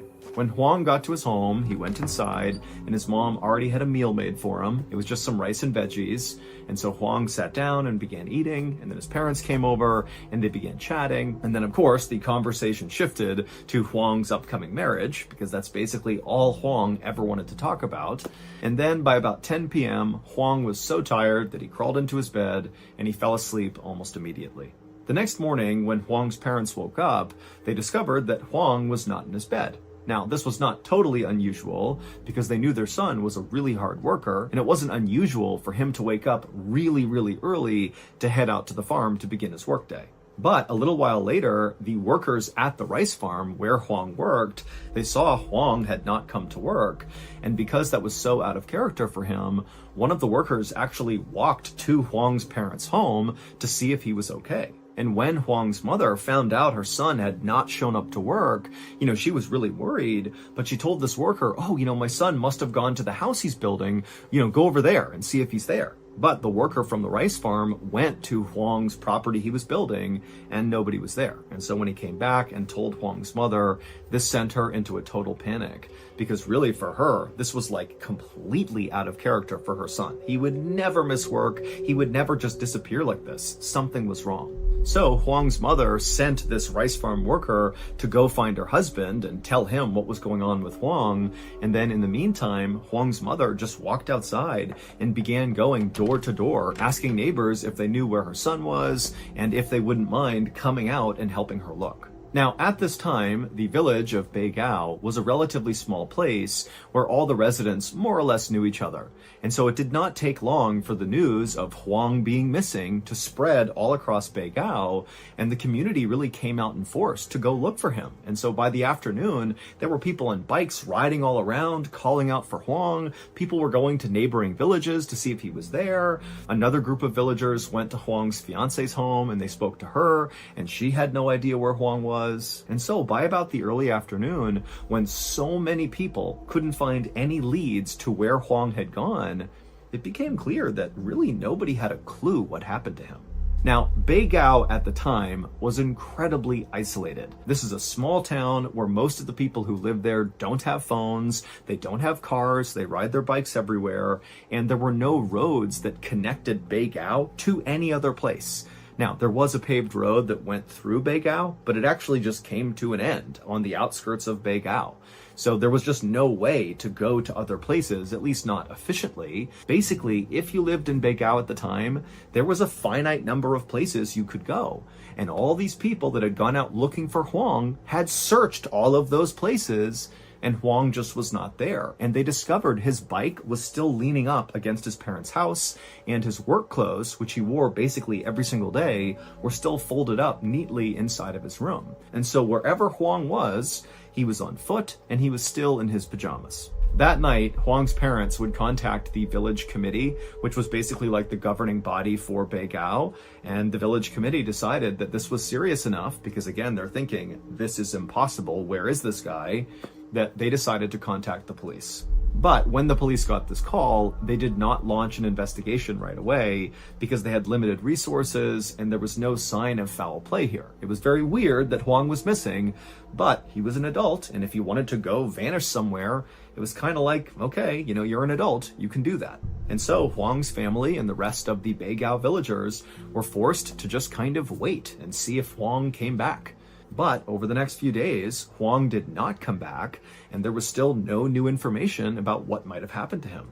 Early on the morning of August 5th, so 8 days after Huang went missing, and still by this point there's no sign of him, the deputy director of the Beigao Village Committee came running up the road to Huang's parents' house and knocked on the door. When the door opened up, it was Huang's father, and the deputy director handed him a telegram he had just gotten and said, "Read it." And so Huang's father took the telegram and began reading it, and as he did, his eyes went wide, and then when he was done, he looked up and he was just so confused.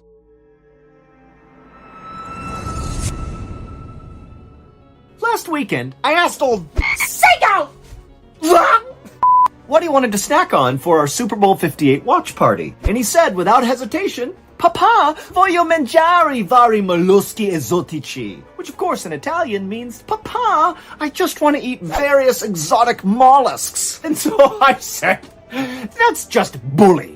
And immediately I booked us a trip to Alaska, we hopped on a fishing boat, and off we went to snatch up a few of those slippery beasts. But unfortunately, about 15 hours into our seafaring voyage, Lung and I realized we had a problem.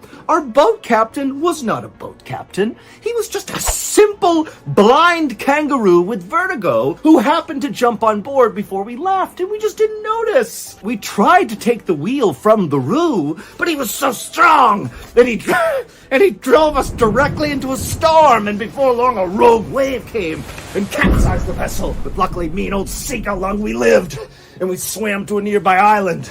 And when we stepped foot on land, immediately a horde of angry coconut crabs came out of the brush, skittering around, wielding their machetes. Me and old Lung turned to run. But there was nowhere to go, it was just the ocean. And so standing there, waiting for death, me and Lung did the only thing we could think to do. We signed up for DraftKings. Now, did that save us from the machete-wielding coconut crabs? No! But did it get us jacked up about Super Bowl 58? Wow! Yes, it did. And so once again, this year we are partnering up with DraftKings to make sure all you fans of the strange, dark, and mysterious out there get access to the very best deals on their platform. And for Super Bowl 58, they got a really good deal. For all customers, there is a bet one, get one, which means you get a bonus bet back to you in the amount of your original wager just for placing a bet. Pretty good. And there are loads of other amazing opportunities for Super Bowl 58 on DraftKings, so go check it out now. Download the DraftKings Sportsbook app right now. New customers use promo code MrBallen, bet $5 on any wager, and you'll receive $200 in bonus bets instantly. Again, that's promo code MrBallen, only at DraftKings Sportsbook.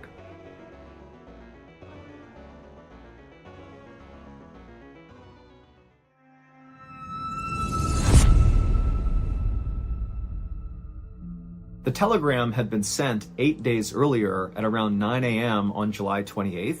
So basically right around the time that Huang's family discovered Huang was missing was when this telegram was sent. But for whatever reason, the telegram had been very delayed, and so they were just receiving this telegram now, 8 days later. And the contents of this telegram made no sense. It said that just 9 hours after Huang had fallen asleep in his parents' home, he was discovered lying on the sidewalk in the middle of this bustling city called Nanjing, located 600 miles to the south of Beigao. Now, the reason Huang's father and the deputy director were so confused by this telegram was this was impossible.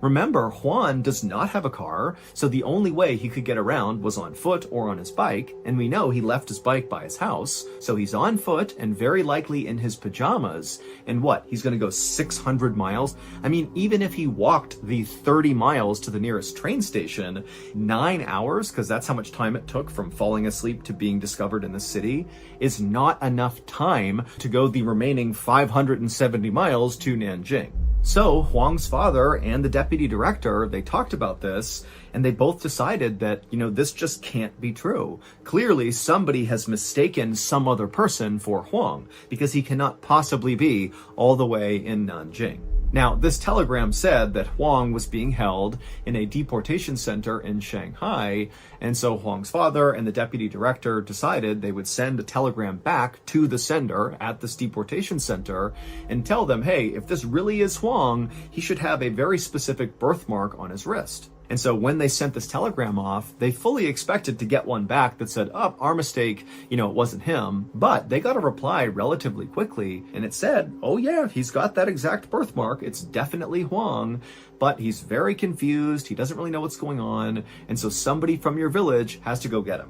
Huang arrived back home in the middle of August, so about 2 weeks after he had gone missing. And as soon as he got there, his fiance and his parents were so happy to see him. And pretty soon, a steady stream of friends and neighbors and other family members began coming to Huang's house to talk to him, to hear his story, to hear about what happened. But Huang really didn't understand what had happened to him. And so mostly he just didn't answer any questions he got asked. He just kind of kept his head down and just kept saying, I don't know what happened. And then really when his family pressed him and said, you gotta tell us, this is so crazy, what happened?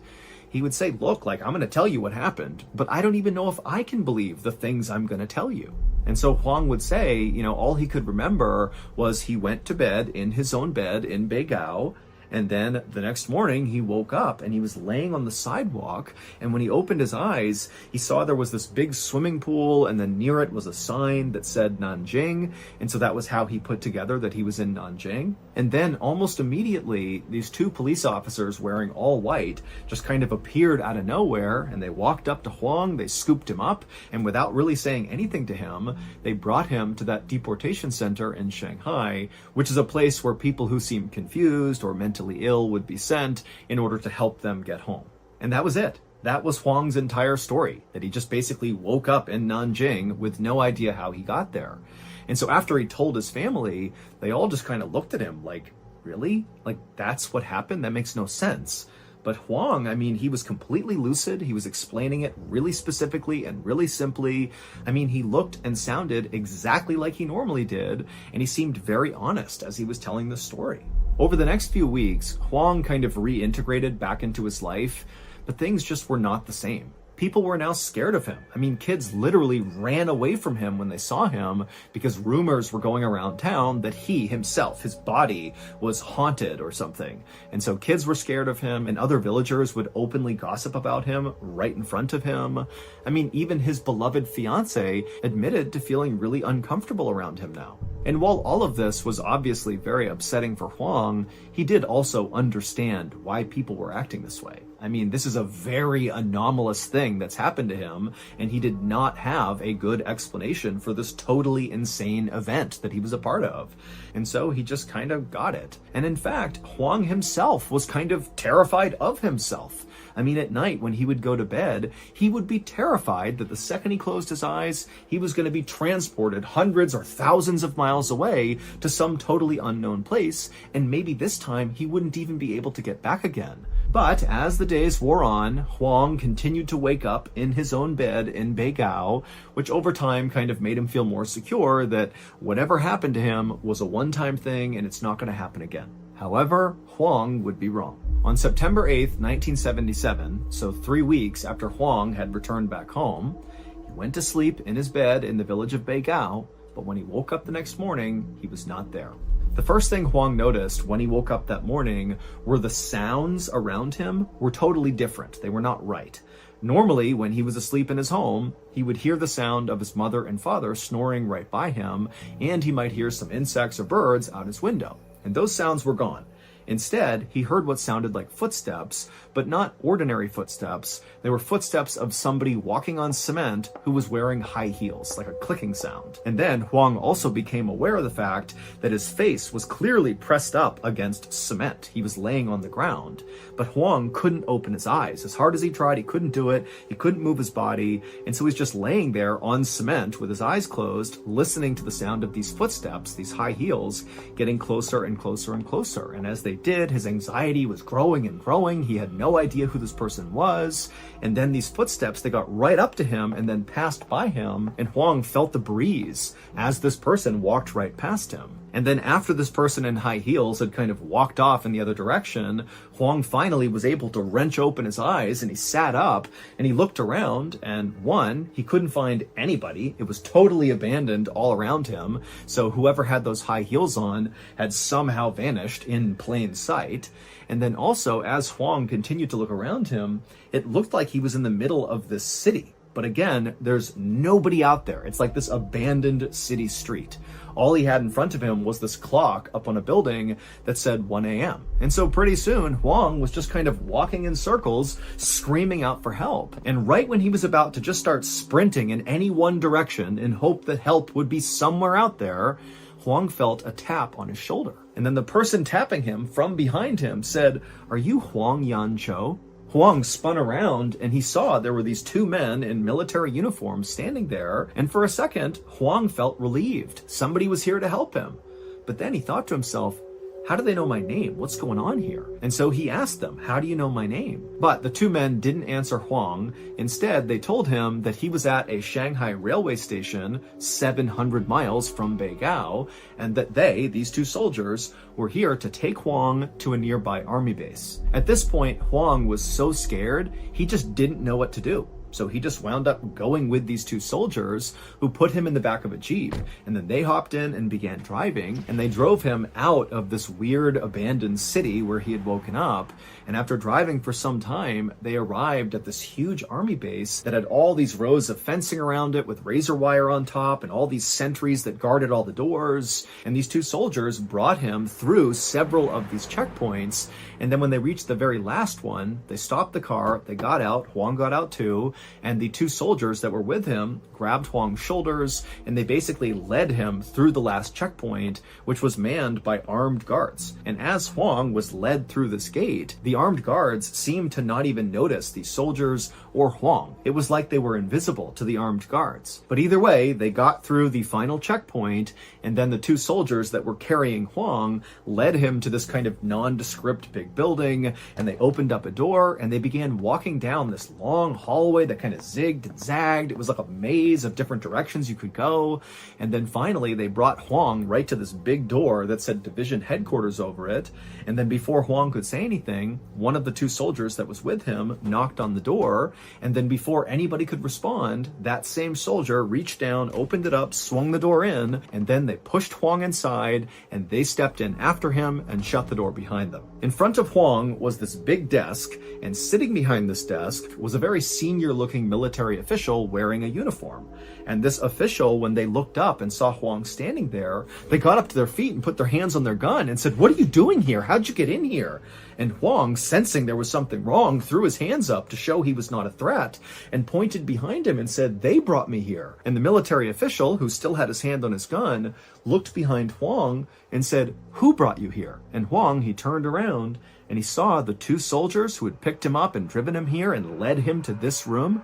They were gone, which was impossible because Huang would have heard them leave. He didn't hear anything. The door never opened. They just somehow were gone. A second later, the senior military official had pulled out his radio and he was screaming commands. And then another second later, armed soldiers came running into the room. They grabbed Huang, who still had his hands up. They came in, they arrested Huang, and they began asking him all these questions about how he got in here. How did you get through the guards? Did you climb the fence? Did you cut the fence? How did you get in here? It's not possible that you are here right now. But Huang did not have any answers. All he could say was, "The two soldiers, they brought me here." A couple of days later, Huang would be bussed back to Beigao, and again, his friends and family and everybody in town had all these questions about what happened, but again, Huang just had no answers.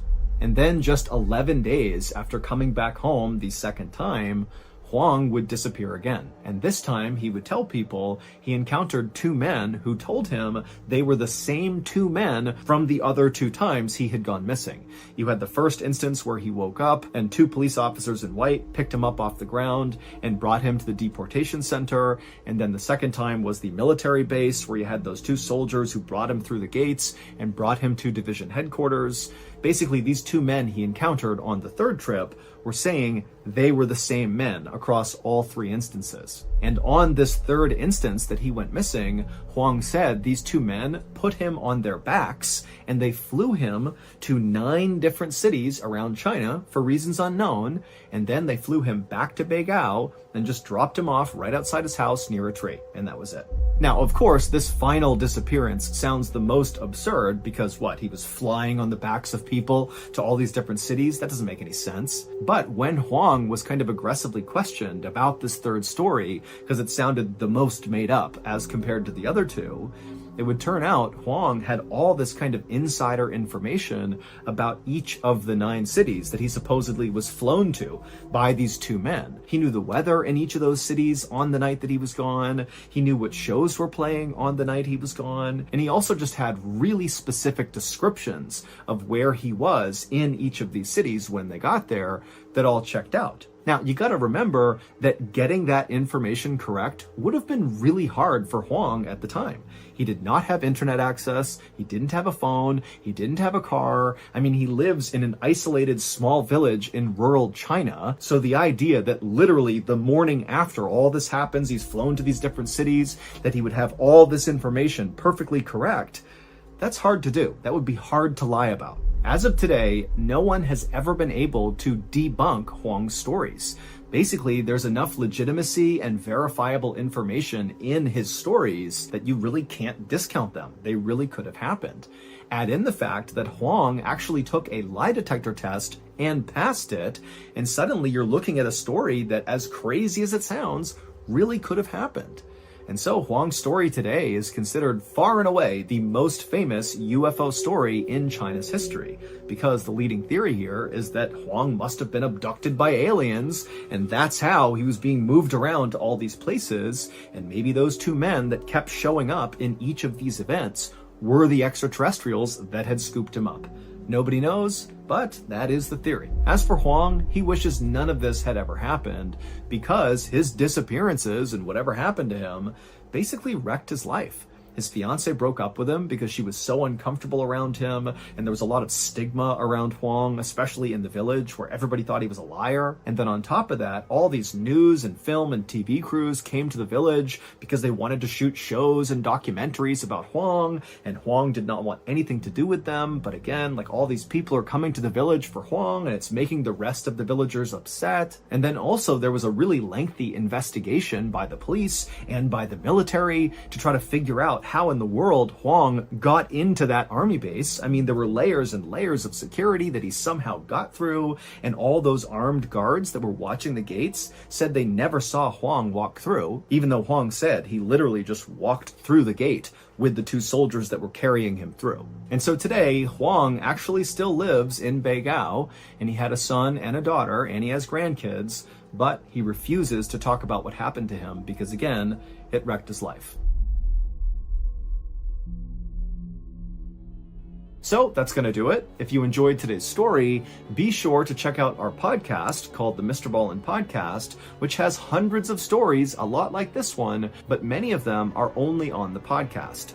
Again, it's called the MrBallen's Podcast, and it's available wherever you get your podcasts for free, or you can listen early and ad-free on Amazon Music.